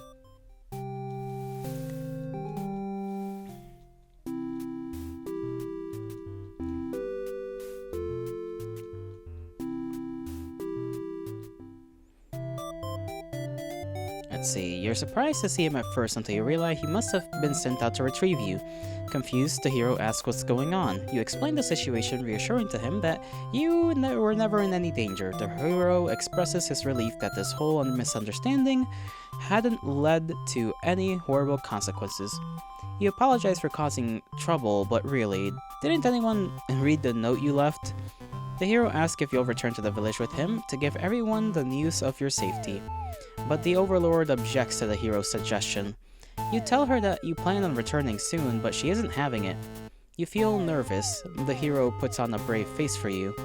If you won't let her go, maybe you demons are evil after all, and if you are, I'll be forced to vanquish you. You leave me no choice. The Overlord suddenly jumps the hero. She tears into him with her claws. You want to cry out, but the scream catches in your throat. You watch, because you can't look away. Had she really been lying to you all along? You wonder, is this your punishment for questioning the divine plan? The Overlord approaches you now. You back yourself into a corner. Her expression is complicated. Being captured by... Oh, sorry, hold on. Yeah, her expression is complicated. Being captured by the Overlord is in a horrible way like this was your destiny after all. But the Overlord stops, or rather someone has stopped her. Whatever held back your scream before doesn't stop you this time. The Overlord is ripped to shreds by one of her demon underlings. You think you recognize them, but it's hard to tell with all the blood. Everyone stopped moving now. The room is silent, save for the underlings' heavy breathing. You thank them for what they've done, even though it was awful. You feel you've been rescued from a terrible fate. They look at you, confused for a moment, but they puff out their chest. You should probably go home. This place is dangerous. You follow their advice and make your way out of the castle. You decide never to leave home again for the rest of your life. Escaped maiden ending B. Okay, so he has ended up in the same ending. Reset stage. Maybe if we have this guy just be this like nothing, neither disloyal nor hungry, we get a proper ending. Or an ending we haven't gotten, I should say. Introduce yourself. Oh. Okay, same thing as last time, right? She says no. Hero is like, hey, you better, we better back away. She pounces on him, and then you want to cry out, but the second the scream catches in your throat. The Overlord approaches you. You back yourself into a corner. Her expression is complicated. Being captured by the Overlord is in a horrible way like this was your destiny after all. She vows to keep you very safe from now on. You're afraid to find out what that means, but there's no one left to save you. You belong to the Overlord now. Captured Maiden End A. And then let's see what other maiden endings we've gotten real quick. And now we're almost done with the underling. This one's the possessive, this one is diplomatic, and then disloyal. And then there's a trait we don't have just yet. Let's see here. One of them involves one of those traits.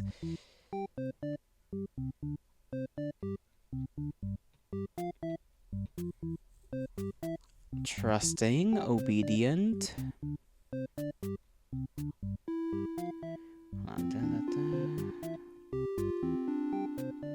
Antisocial. So make her antisocial. We have to be disloyal. Have her be antisocial, obedient, trusting, and then we can get that ending. Whatever that ending may be. Okay. Obedient. I think having her be polite is fine. Disloyal. Well, we have to choose to be disloyal.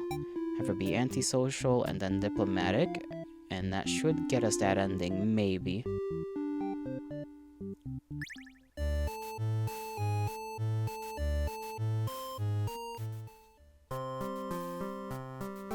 Okay, hear her out.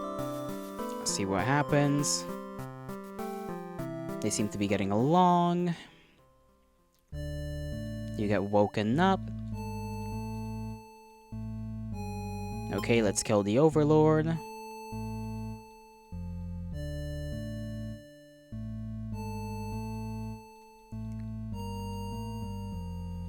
Oh, this is different now.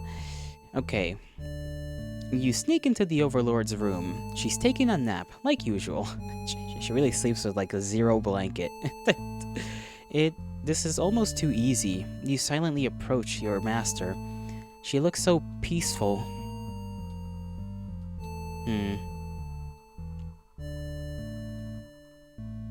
Okay, let's see. We cower out.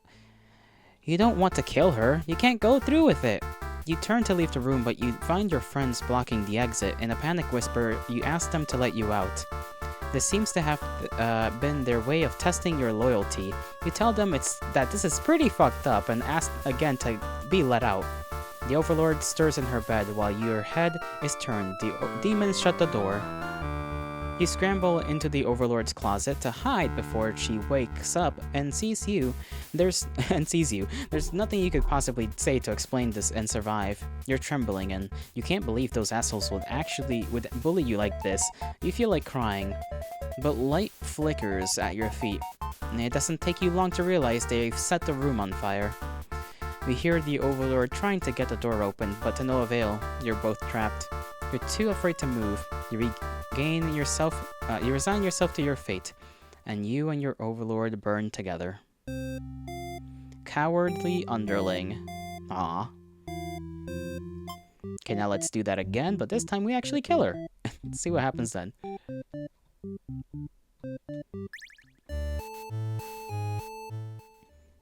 Hear her out. Skip that. Skip this, and then time to die. You figured the cleanest way to do this would be dig your claws into her throat, so you do just that. She wakes, but not in time to stop you. You watch as she chokes on her blood, cursing you before finally expiring. That felt terrible. You remind yourself that it was either her or you, and you weren't about to let yourself get killed by anyone. You leave the room to find your friends waiting just outside. They look pleased. Only now do they realize they must have planned to use you like you realize they must have planned to use you like this from the beginning. You are the new ruler of this castle. Your subjects bow before you. You live in fear that they will one day betray you as you had betrayed your Overlord. Lord Underling B. And a letter flutters down from beyond the curtain. You found lost letter 3.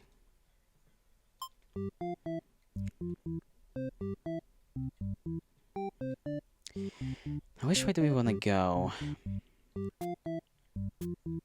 Be polite. She's antisocial.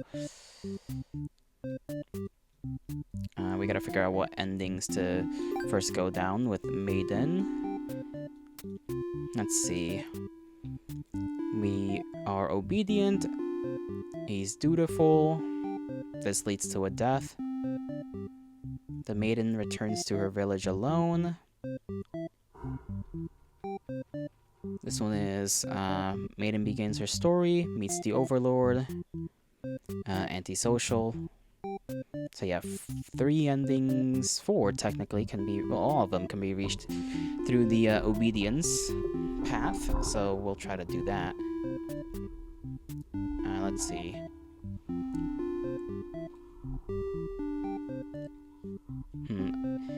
Obedient, dutiful, returns to the village alone.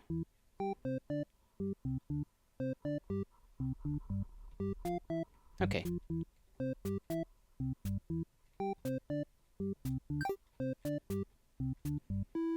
Let's go dutiful, but not diplomatic. We can be polite. This I don't think matters, but she just has to be antisocial. And then we start off. Okay. Skip. And we'll be polite. We'll skip. We obey her. You don't want to cause any trouble, so you figure it's time to go home. It's so polite. On the way, you encounter a hero. He's covered in demon blood. You are frightened by the sight of him and run away. You return to the village alone. Everyone was very worried about you. They surround you with 1,000 questions, but you tell them your story. As you explain that the Overlord never had any intentions to harm anyone here, you notice their looks of uncertainty in the crowd. The people are whispering things to each other while you speak to them. You are loudly interrupted by an older man who rudely calls you a demon sympathizer. The crowd is growing unruly. You don't understand. You've only told them the truth that... do they not believe you? Everyone begins speculating that what must have actually happened. They weave elaborate lies and ask you to prove your innocence. How could you have returned without the aid of the hero, they ask. You could not have possibly escaped the Overlord on your own without harm. You must be conspiring with the demons, trying to trick everyone into believing they aren't the horrible creatures we know them to be, so they say.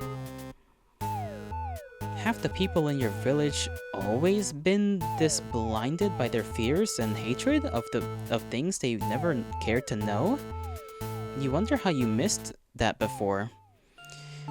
You are seized by the crowd, and voices from all sides are calling for public execution. You are to be burned at the stake. You don't want to die. You wonder, would it have been better to hide the truth? You don't like the thought of that. You have always lived honestly, so why has this happened? Why are you being punished?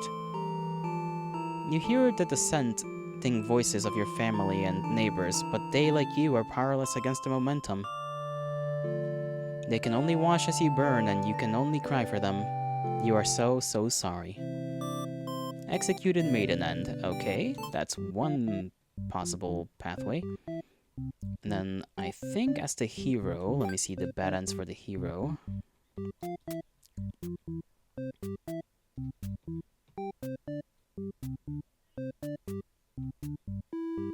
Yeah, we witnessed the maiden burn either way. Flees from demons. If we're trusting, we still, let me see. Still got a bit to go with the hero, actually. Flees from demons. Is diplomatic. And this is if he's hungry.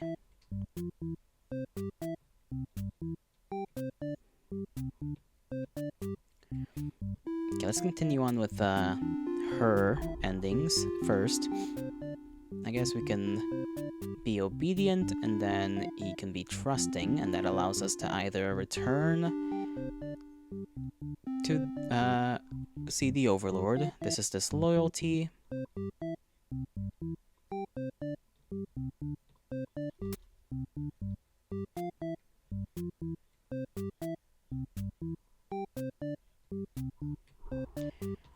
Hmm.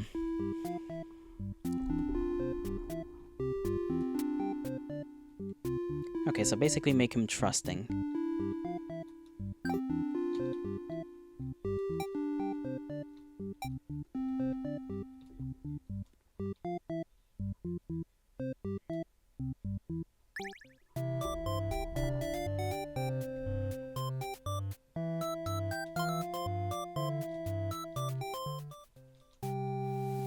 Obey her, and then along the way you encounter a hero. He asks you what you're doing. Don't you know the Overlord's castle is like right there? You explain everything that's happened. He is very surprised that demons don't seem to be as malicious as you were raised to believe. You two return to the village hoping to communicate this to everyone. They had all been so worried and are very glad the hero brought you back. You quickly set the record straight. You weren't rescued because there was nothing to be rescued from in the first place. The village seems confused and look to the hero for explanation, and he tells them he only ran into you on his way to the castle, and that this isn't really his story to tell. You explain to them how you met the Overlord, and that she's not actually interested in capturing maidens or or other mean things like that. The villagers look again to the hero for confirmation. You feel a little miffed that they seem to prefer his word over yours, but you don't say anything about it. The hero proclaims that he believes your story, but volunteers to go talk to the demons himself just to make absolutely sure. The crowd breaks into hushed whispers. You hear the words like trickery and demon sympathizer being thrown around, which makes you frown. You're pretty shocked that everyone's this hesitant to believe you. Does the hero even trust you? You aren't sure anymore. An old man implores the hero to speak with the Overlord immediately. He says you should be held prisoner and considered dangerous until the hero returns. Much to your disbelief, the crowd agrees with them. Because of course, if you were conspiring with the demons, they couldn't afford to let their guard down. The whole village would be slaughtered by monsters. The hero isn't saying anything. You'll be tied up and tossed into a cell at this rate. If you're going to be captive by anyone, it's going to be the Overlord, not your fellow countrymen. So we can either grab the hero and run, or leave on our own. Leaving on our own leads to our death. So let's go do that. You can prove yourself without anyone's help. You make a run for the Overlord's castle, leaving the hero behind. A suspicious group of demons stand outside the entrance. They're talking about assassinating the Overlord. They immediately notice you overhear them. The underling you recognized from before is the first to do something about it. This is the way it has to be! They suddenly attack you.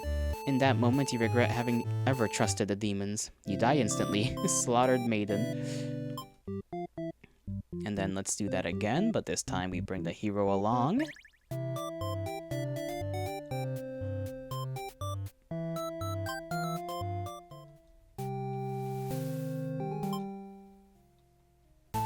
Okay, grab the hero. You boldly announce that you'll accompany the hero to prove yourself. You'd rather risk what's out there instead of staying in a village that doesn't trust you. No one seems to know how to react. You grab the hero by the wrist and take off before anyone stops you. Near the castle's entrance, you spy a group of suspicious demons congregating. They're talking about assassinating the Overlord. You have to warn her. But the hero shakes his head. He says that if this is the true nature of demons, the world is better off with less of them. This isn't right, you think? What kind of hero passes up the chance to save a life? The demons have taken notice of you. It's now or never. You take off into the castle, and the unreliable hero follows shortly after. You burst into the Overlord's room, all your words spilling out at once. You should probably slow down, but there's no time. The Overlord seems to have followed your frantic explanation, but clearly doesn't understand the urgency of the situation. The underling you recognize from before barges in, calling you a liar. You're surprised they were a part of this evil plot. They seemed so nice. The other demons come in right after them, saying the whole thing was the first underling's idea. Everyone's shouting at each other right now. It's really stressing you out. You are relieved when the Overlord demands silence. She threatens them with violence, and you think she's very Overlord-like in this moment. The group of demons hiss at each other before shutting the door, leaving the little one behind. You watch as it pounds the door in distress. Have they locked you all in? You have a bad feeling about this. And thinking that must have jinxed it, because now the room is engulfed in flames. If only you had ignored those demons before, you and the hero wouldn't have stumbled into this situation. If you had just pretended not to hear them, if you had left as you were told, only the Overlord would have been killed. But you couldn't have done that. That path isn't an option for you. You think that no matter what, you'll always strive for the path where everyone survives. It must exist, it simply must. The Overlord seizes her underling. They beg for their life. You pray, you don't know what else to do, so you just pray. The Overlord's claws pierce the underling's chest. They scream an awful scream. She digs and twists her claws into the poor thing while you continue to pray. But there's no saving any of you now. You, the Overlord, the hero, and the underling's corpse are consumed by flames. Devout Maiden End. Devout Maiden, huh? Okay, let's see what other paths we have left for the Maiden. We got 3, nope, 2.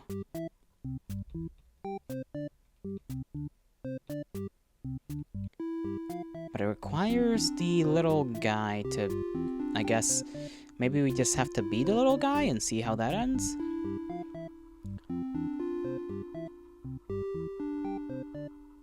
Yeah, I think that's probably it. We just have to be the little dude.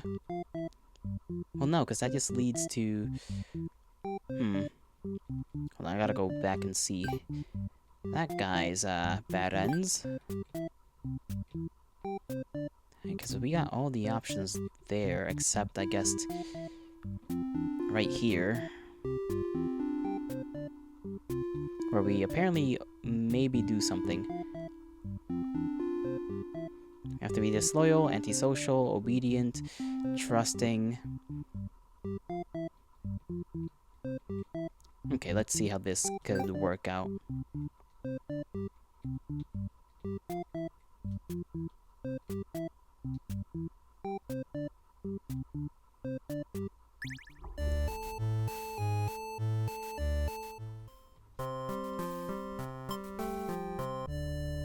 Okay, let's kill the Overlord. See if there's something different.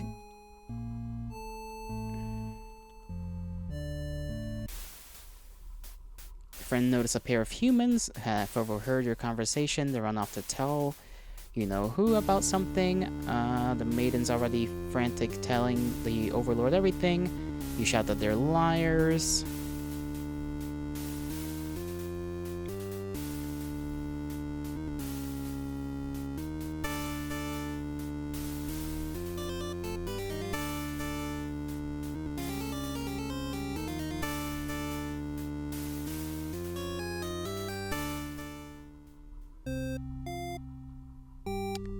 A traitor end. That's not the ending, right?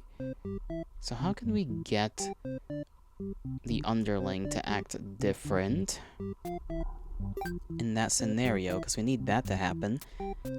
We need to unlock whatever behavior that is.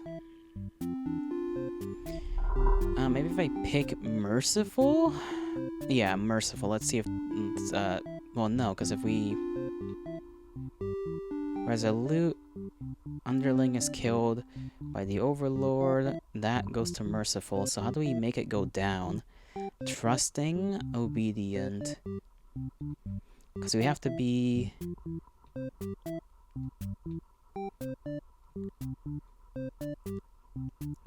Maiden has to be brought to the castle. Then disloyalty has to happen. Antisocial, obedient, trusting.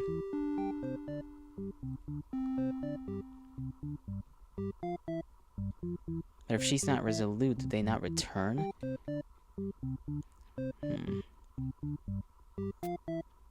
Resolute. Trusting.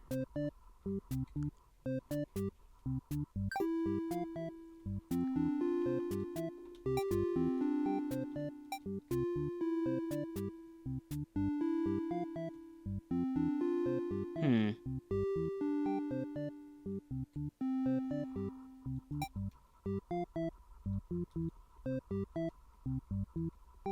Let's try that. Well, maybe if we're...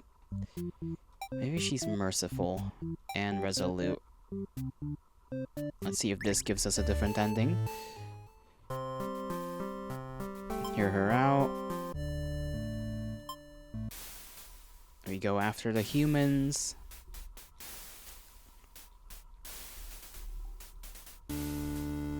You pound the door.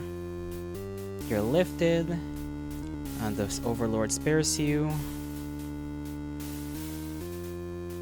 You'll burn together. Okay, that one wasn't it either.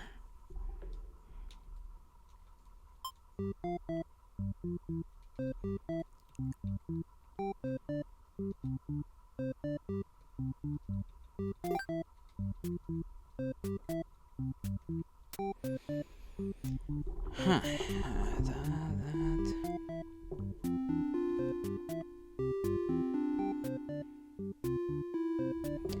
I am kind of confused. Trusting, what if she's... okay, if she's not resolute, then maybe it gives us something different.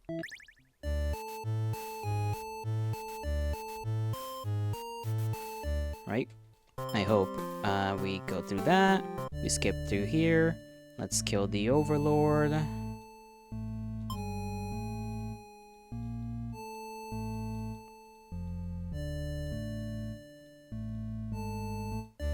Okay, you and your friends turn to notice the maiden from earlier has overheard your entire conversation. It'd be bad for you if the Overlord finds out about this. Your bag showered, nice, clean. Clean and clean. We're close to getting all of the final endings. I just have to... or not... well, I guess, yes, that is true. We're close to getting all the final endings, but I'm doing one thing at a time. I gotta get this right here. Capture, toss her in the dungeon. I still gotta get both of these endings, so use the maiden for killing practice. This is just the way it has to be, you declare, before jumping her and clawing her guts out. It turns out you're already an expert at ending lives. Your friends call you a show-off. You go back to the castle to wash off all the icky human blood. And once you've finished, you hear the sounds of battle outside. Seeing the dead maiden must have made them pretty angry. You get to thinking, if the hero took down the Overlord for you, everything might actually work out in your favor. You wait for the things to die down outside of... before poking your head out. You spot the Overlord and hero locked in battle. They've worn each other down, making it this very easy for you. Once an opening presents itself, you hit the back of the hero's head, knocking him out. What are you doing? Couldn't you tell this was a duel? You don't respond. You have to carry out the assassination. You tackle her and rip her to shreds with your claws until she stops moving. You finish off the hero next. Can't let him revive and come after you later. Kind of a cheap victory, but it doesn't make any difference. Anyone who managed to survive comes crawling out of their hiding places. You are the new ruler of the castle, your subjects bow before you. Blah blah blah. And then this one is ending A. Okay, reset the stage. So we've gotten all of their behaviors so far. Now we have to actually capture the maiden as the little gremlin.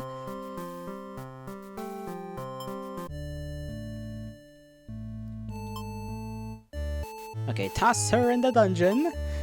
You and your friends seize the maiden and bring her to the dungeon under the castle.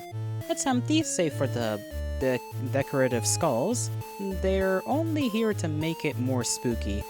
The maiden is very upset. You leave her in the cell to continue scheming with your friends. But now the hero has arrived to the front gates.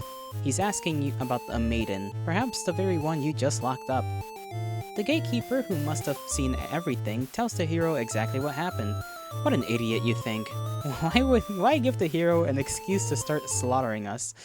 The hero yells prepare to face justice, and other such cliche hero lines before diving his sword into the gatekeeper's torso. You're small compared to a lot of your friends, so you're able to slip away without getting caught up by that sword. And then you let things go down, sneak up on the hero, sneak up on the other one, and then you kill the hero. Everyone comes out of their their places. Okay, that's the same kind of ending. But at the very least, we have that. So now we have to check out what the Maiden's ending was that we needed, I think, that thing for, right? Because we have to be alone, disloyal, then we get captured.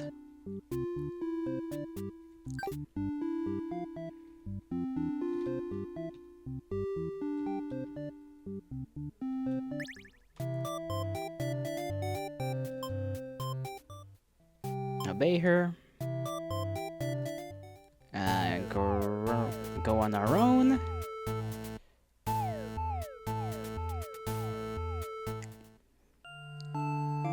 They immediately notice you overheard them and decide to lock you in the dungeon before you can cause any trouble. You cry out, but the demons ignore your protest. You can't believe you escaped, possibly being thrown in a cell back in your village, only to be tossed in this awful place. This is terrible. Who's going to keep those demons from harming the Overlord? You hope she can fend for herself. You sure can't. You hear the sounds of battle echoing throughout the halls outside. Did the hero follow you? If he's out there, your cries don't reach him. After a while, the violence seems to die down. It's impossible to tell what's happened. You continue to wait, but no one comes for you. Unable to escape, you rot in that cell. Damn. The imprisoned maiden end.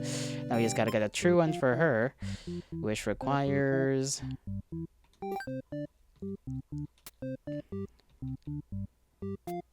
okay, we gotta go down path. Meet the Overlord. Either way, we then have to stay, in which case we have to make the hero a diplomat and the gremlin disloyal. You overhear the plot to kill the Overlord, and then she has to be merciful.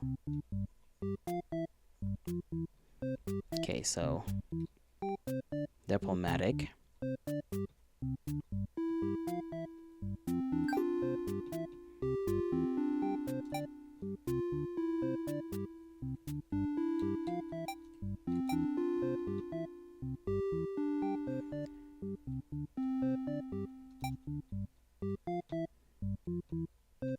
Okay, let's see if this works out. Skip all that. Introduce ourselves. Skip all this. Hero enters the room. He's confused. They chat up things. We are about to leave. We hear the demons planning things. The hero shakes his head. We go, no, we gotta go save her. Little guy starts running at us. It's now or never. You take off for the castle. We tell her what's going on. Little guy is mad. Other demons are like, oh, he was the one that planned this. They're the one that planned this. And then everyone's shouting. Demon lady is like, shut up. She threatens everyone with violence. They hiss. We are locked in the room. And then we're all engulfed in flames. If only you had ignored those demons before, you and the hero wouldn't have stumbled into this situation. If you had just pretended not to hear them, if you left as you were told, only the Overlord would have been killed. But you couldn't have done that. This path isn't an option for you. You think that no matter what, you always strive for the path where everyone survives. It must exist, it simply must. The Overlord seizes her underling. They beg for their life. You pray. You don't know what else to do, so you just pray. The Overlord spares the underling. You feel relieved, but does it make a difference? Will you all burn together? Yes is the answer to that. Maiden's true end. And another letter flutters from down the curtains. Keep collecting bad endings for now. Because we still have to go through the heroes' bad endings. I don't even know what the notes say. Note number 2. My love. I finally fulfilled a childhood dream of mine. Yes, that's right, I opened up my very own theater. You would be so proud if only you could see. I know how much it would have meant to you, but to be by my side on opening night. I'm sorry for going ahead without you, but I thought if my theater could become world famous, then maybe you just might hear of it wherever you are. Forever yours, Tragedy. Letter number 3 is, I've been feeling a little depressed lately. Many patrons have come to my theater, but none so far have stayed to experience every tale in its entirety. The criticisms haven't exactly been kind, but I understand. My stories aren't exactly crowd pleasers. Despite that, you always listened to the very end. I'm very grateful for that. I hope I see you soon. And then the number 4 is, do you remember when we first met? I had just finished one of my scripts, one I was quite proud of, in fact, as I read it out loud. You happened to pass by. What a terrible ending, you said. Why should these poor fools have to die? You were so rude, you wouldn't accept any of my justifications, and yet you managed to convince me. It really would be better if everyone could live in harmony, however unrealistic that felt. I look back fondly on that day, even now. I wonder if somewhere you're thinking of it too. Okay, and then we just have to figure out the first letter, which requires we do all the heroes endings, so... Okay, story begins, flees from demons, diplomacy. Let's go for that one on top first. We just become dutiful, right? Dutiful. Maiden Overlord is upset.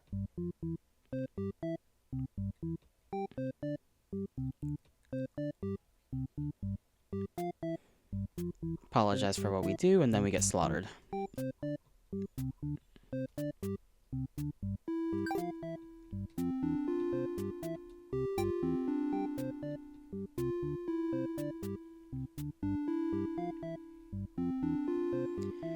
Let's see.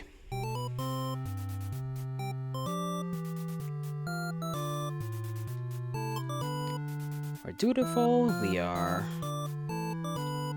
dutiful. Ask what's going on. She explains that she came here on her own and was never in any danger. She hesitantly asks why you're covered in blood. You don't know how to respond. The Overlord moves past you and out the door.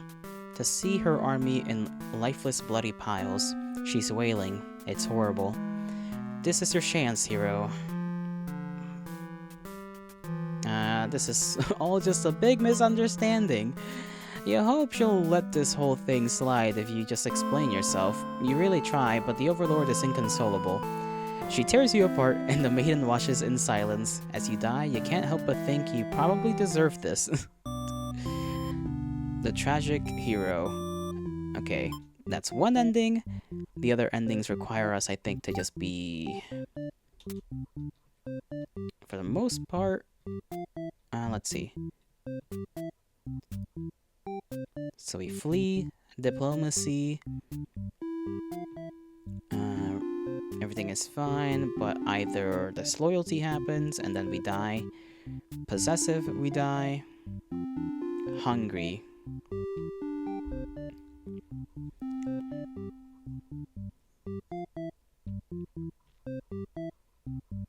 Okay.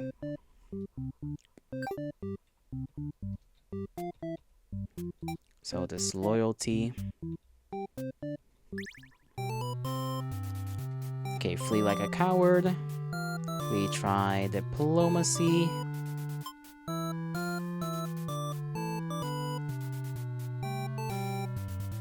Ask what's going on. We're about to leave. Suspicious things happen. We have to tell her about this. You don't understand what the maiden is thinking. The world is better off with less demons. They're all cold, ruthless creatures that should be destroyed. And then they come at us. She tells her what's going on. They call us liars. These demons only care about themselves. How low can they be? He begins shouting at them, and the whole room dissolves into noise until the Overlord yells for everyone to shut their traps. She threatens them with violence. The Overlord is no better than her subjects. You grip your sword tightly. If you have to cut through everyone just to get this maiden to safety, you certainly will. The group of demons hiss, and they shut the door. You glance around for another exit, but there isn't one. You have a terrible feeling about this. And then, in an instant, the whole room is in flames. What kind of demonic magic is this? The underling pounds on the door, upset that it's been betrayed. You join it, vowing to slay the cowardly demons on the other side. The next moment, the Overlord has taken a hold of the underling. It's crying for mercy. Is she going to kill it in retribution? It continues to cry and makes excuses, but the Overlord does nothing. To your surprise, she lets it go. Are demons capable of mercy? You guess it doesn't matter now. You'll all burn together. That was accidentally done. Accidentally did the true hero's ending.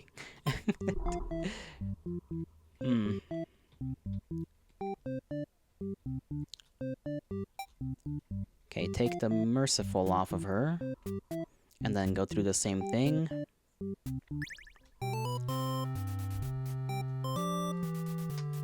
Flee like a coward. Ask if they'll let you in. Ask the maiden what's going on.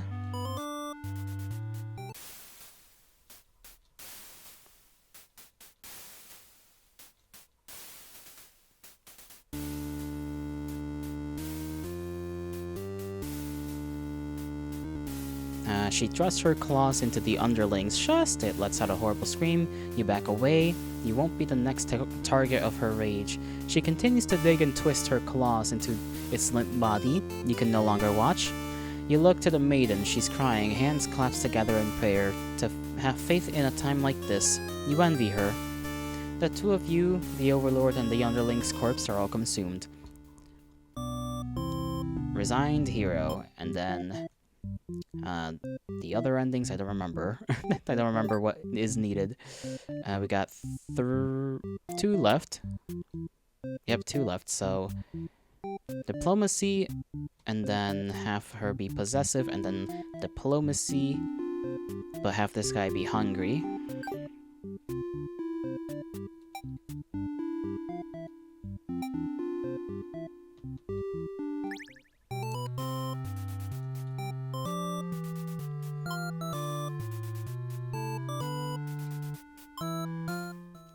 Okay, the Overlord is alone. You ask the maiden, but you asked about the maiden, but the Overlord doesn't seem to know what you're talking about. Was she really never here? You wonder what could have happened to her. The Overlord says that she wishes she could help you, but you're the first human that's come here in forever, at least that she knows of. You think of how you probably shouldn't trust her, seeing as she's a demon and all, but you can't really prove she's lying either. You apologize for the intrusion and return home to your village. The maiden was never found. Useless hero. And then we take the hungry out of this one and do that again.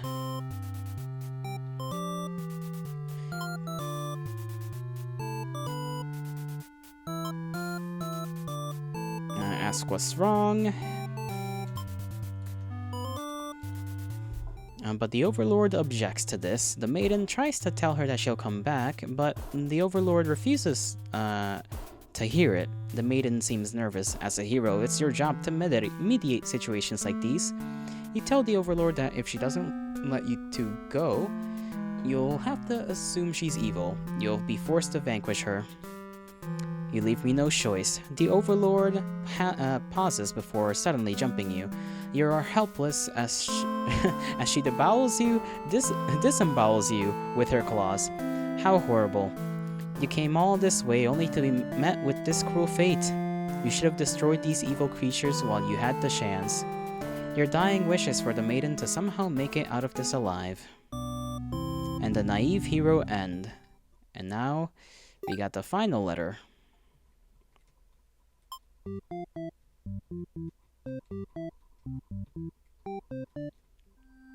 Which was, it just isn't fair at all, isn't it? For them to force us apart like this, it's unreasonable, cruel. I had to find an outlet for this grief somehow, so I decided to write, and I'll keep writing until the day you find me once more, and then maybe we could write a story together. I'm waiting for that day. Forever yours, Tragedy. So we've gotten every ending. I guess we can go talk to Tragedy now. See what's up. It can't end like this. You want to answer the maiden's prayers. You've decided to find a way to save everyone. But retracing the paths you've seen so far, there doesn't seem to be any room to avoid a bad ending. Is there really nothing you can do to keep them all from getting killed in the end? If there's nothing you can do by acting from within the story, maybe it's time to take things into your own hands. Oh, oh, there's more going on. You are ? And then everybody else is, well, they're on fire, apparently. So you can't be them. Before we continue with this, have to go do something real quick, and then we'll keep on going. I'll be back in like a couple minutes.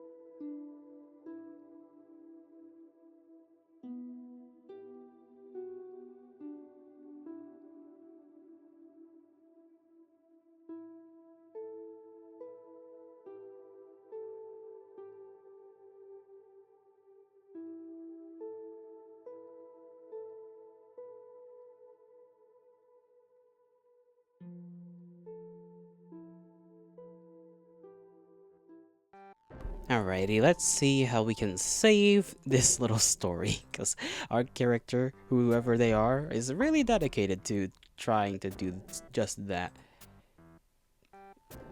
We can also, we can just look at everybody burning. The underling is burning. Choose another role. What about the hero? The hero is burning. Choose another role. The maiden is burning. Choose another role. The overlord is burning. Okay, everyone's burning. Just had to make sure. Just had to double check. You never know. And we can be ... You boldly insert yourself into the story and use your incredible power to warp everyone to safety. You didn't know you could do that. But what's going on here? You take a moment to get a good look at yourself. You are you, but why are you pitch black looking? Why are you pitch black? You feel like that this body doesn't accurately represent you, but you move past it.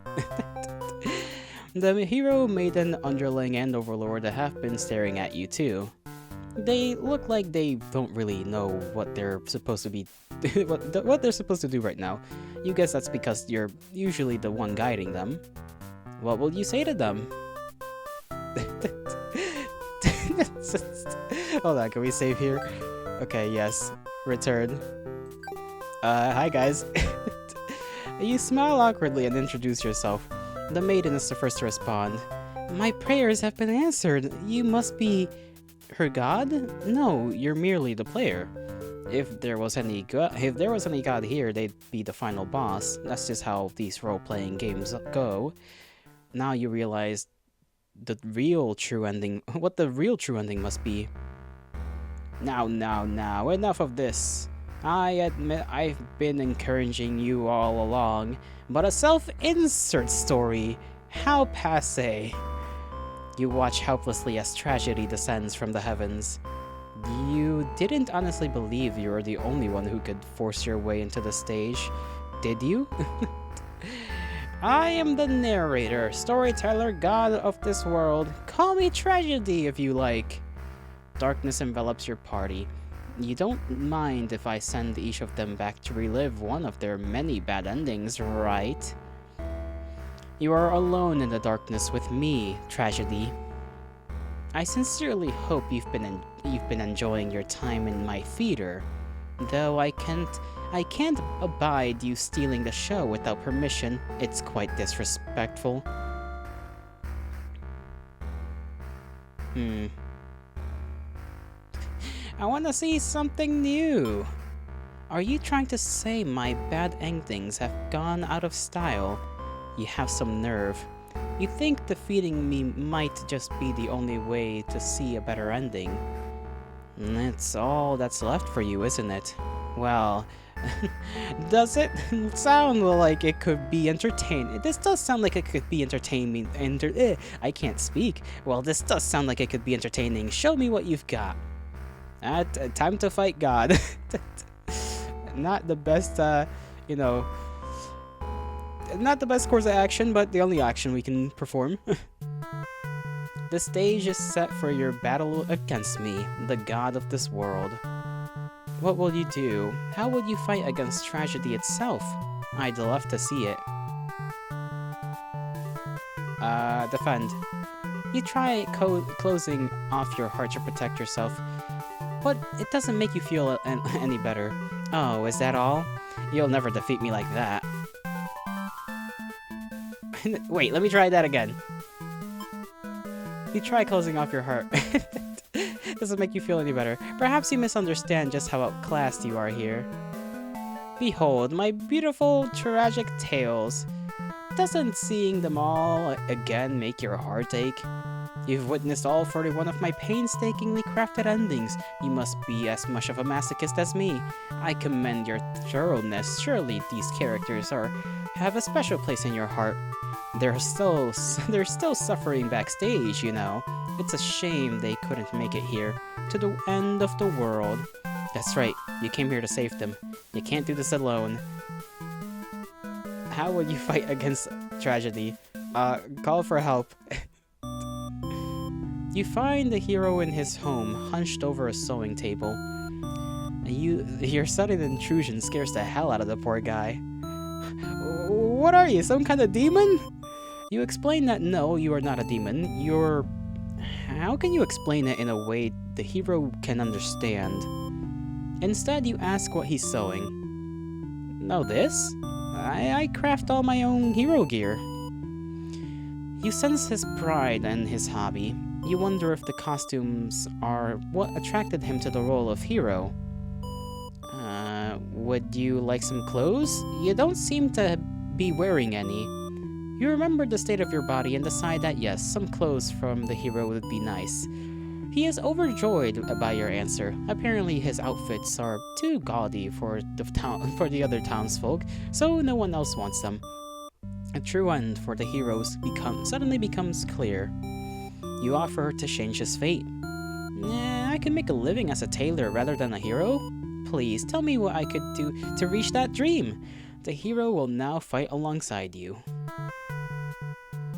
I agreed to follow you, but I didn't expect to face something like this. The hero has arrived! We really couldn't have a final boss without him. You're the one who's been killing us. Murderer! I can't truly call myself a hero until I see you defeated. We'll see about that. Tragedy attacks with a terrible fate. Okay, we're gonna be fine. we gotta summon the others first. You happen to find the maiden as she exits the church, her heart set on meeting a demon. Perfect timing! She approaches you, having already taken notice of your odd form. Excuse me, are you a traveler? I've never seen anyone like you before. You explain that no, you're not a traveler. Well, maybe you are, in a sense. You've come all this way. The maiden regards you with excited curiosity. Then perhaps you might be a demon? I was hoping I would meet one today. You think of all the terrible fates that hope would bring about. I misread that. You think of all the terrible fates that hope would bring about. She is the catalyst of the story, after all. My role as a maiden is to be captured by the Overlord, but you see, I've grown so tired of waiting. You remember this part. She wanted to understand her role better, and so you ask what it is that she's really hoping to gain from this. The maiden is confused by your question. Perhaps it was as simple as wanting to reach the place she felt like she belonged. The true end for this maiden becomes clear. You offer to change her fate. If there's something I can do to find fulfillment, then please guide me. The maiden will now fight alongside you. What is this horrible creature? You wound me, dear maiden. Is tragedy really such a terrible thing to behold? I remember now. I remember all of the awful things you put us through. Then this should be familiar to you as well. Tragedy attacks with a terrible fate.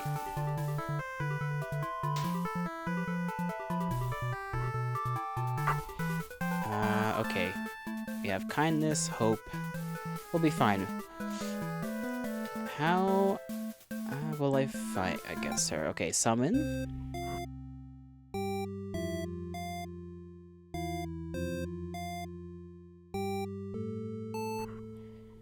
You approach the gates of the Overlord's castle. The underling is on guard duty, as you expected. They call out to you. The other demon guard is sound asleep. Hey, you're a pretty weird-looking intruder. What do you want? I don't know why that's the voice I gave them this time around. You explain that no, you're not an intruder, although you're definitely intruding into their story right now. Yeah, that's like the whole point, I imagine. You tell the underling you've come to save them from tragedy. Okay, try saving me from boredom first. I hate this job. The underling snickers. You ask what kind of job they'd rather have. It'd be best if I didn't have to work at all. I just want to live a carefree life and never get bossed around or picked on. You think of the underling's friends who have bullied them into an assassination plot only to betray them in the end. If they keep better company, maybe they wouldn't feel so restless. The true end for this underling suddenly becomes clear. You offer to change their fate. So, there's a way that even work can be fun? Sounds fake, but I'll tag along with you just in case. The underling will now fight alongside you. Wait, what the fuck? He didn't say anything about a boss battle. The underling, You must be desperate to call on such an unreliable ally. Huh, if I beat this guy up, all my problems will be over. Oh, but it won't be that easy. Okay, and tragedy strikes yet again. And then we summon... the Overlord, probably. You enter the Overlord's room, relieved to see the fire contained to the torches on the walls. When you close the door behind you, the Overlord raises from her slumber. Who are you? Have you come to reside in my castle and serve me? You explain that no, you're not here to serve her. It's more like you've come to do her a favor. You ask why she spends all day sleeping instead of commanding her demon army. She laughs in response. Many of my underlings certainly think I should be more aggressive with the humans, like my father before me. His quest for revenge was endless and self-perpetuating. There's a reason I had to destroy him. You can't help but think it's a little late in the game to be getting some new backstory. I have no interest in waging war on humans. I merely wish to be left alone, to live a peaceful, indulgent life in my castle. You realize she must actually be very lonely, so only surrounded by soldiers instead of friends. No wonder she gets so attached to the maiden. The true end for the Overlord suddenly becomes clear. You offer to change her fate. My own attempts at peace have been rather imperfect. If you offer a solution, then very well, I will follow you. The Overlord will now fight alongside you. I see, so this is tragedy. Ah, you've brought the Overlord! I don't stand a chance now. You've prevented me from attaining peace for long enough. Prepare to die. I hope you're prepared to face your deaths as well. And then tragedy attacks with a terrible fate. Now that the whole party's here, can you solve my final puzzle? Which combination of behaviors will open the path to your true ending? Show me.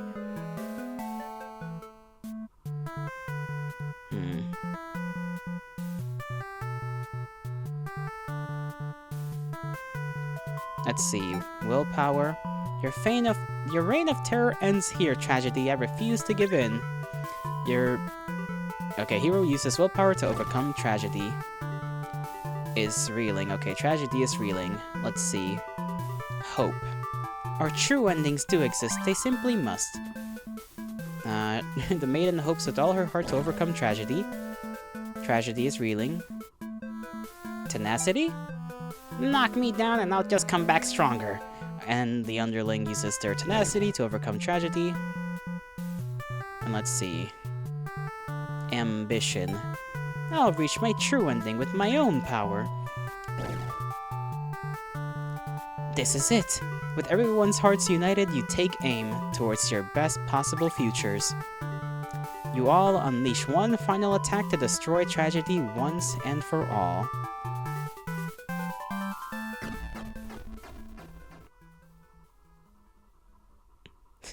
Well, that boss fight was a little... well, that was quick. You've done it. You've managed to defeat me. A tragic ending for tragedy itself. I love it. I must thank you all for fulfilling your roles perfectly. Thank you, Hero. Starring Hero as himself. It's just like, huh? Thank you, Maiden. Starring the Maiden as herself. Thank Thank you, Underling, starring the Underling as themselves. And then thank you, Overlord, starring Overlord as herself. Enough of this nonsense. We defeated you, so die already. Don't worry, I'll be making my exit shortly. Written and produced by Tragedy, directed by you. Finally, thank you most of all. We couldn't have made it here without you. Yes, my bad end theater did contain a truly good ending after all. I apologize for antagonizing you for so long. I wanted to deliver a satisfying story. Was I able to do it? I wonder.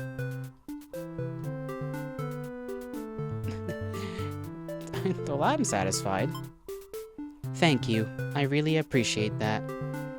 Happy endings shouldn't always come easily. Reality is not so kind.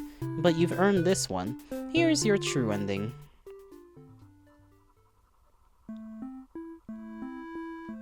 Yippee!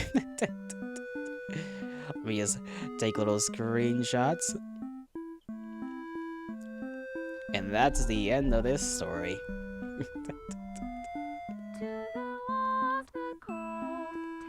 That was fun though. That's very fun. Very lovely. Very fun. Is that Hero down there? I think that was Hero. Just down there. Trying to get the Overlord and the old man to shake hands.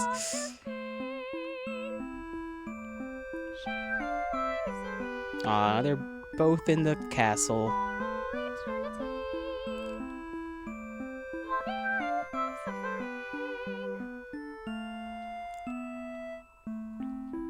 And then Tragedy's, story.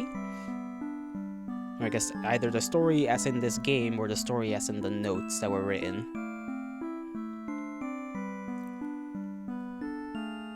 Wandering all alone, searching for my lost love, stumbled toward bed and theater. The wastelands were cold. I still felt this warmth from them. Isn't that strange? I'm taking a lot of snapshots because I don't know what I'll use for the thumbnail of this VOD.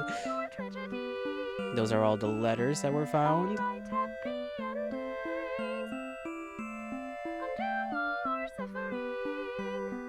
And then a flower.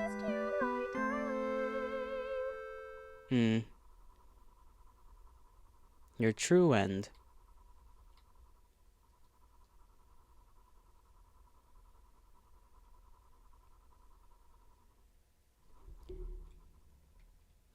Something's missing. ...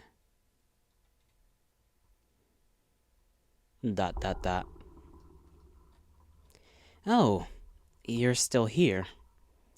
And the curtain has closed for the final time. I'm shutting down my theater. There are more tragedies left for me to tell, after all.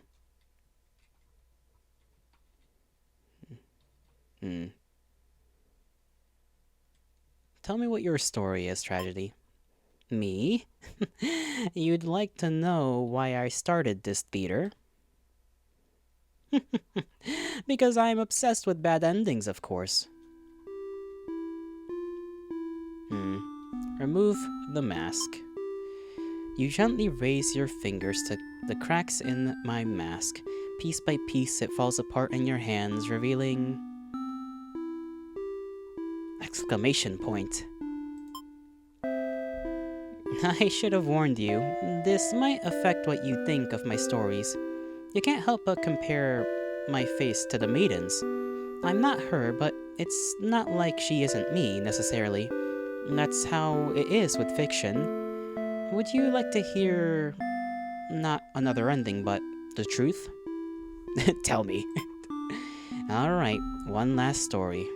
You may already know this, but it doesn't have a happy ending. First, I'll set the stage. In this world, there are no such things as demons, or even heroes, really. There was a girl eager to set out to fulfill some sort of destiny. That part was true. She met someone. Another girl. A running theme, isn't it? The maiden and the overlord. The two were inseparable, and for a time everything was just wonderful. But their families, the communities they came from, neither could approve of their relationship. This is the reality for many. This pair was no different. Despite their best efforts, the world was intent on pulling them apart. We used to like the types of stories where love conquers all, where the strength of your love will put you through any hardship and everything is okay in the end. I lost her, and then I started this theater.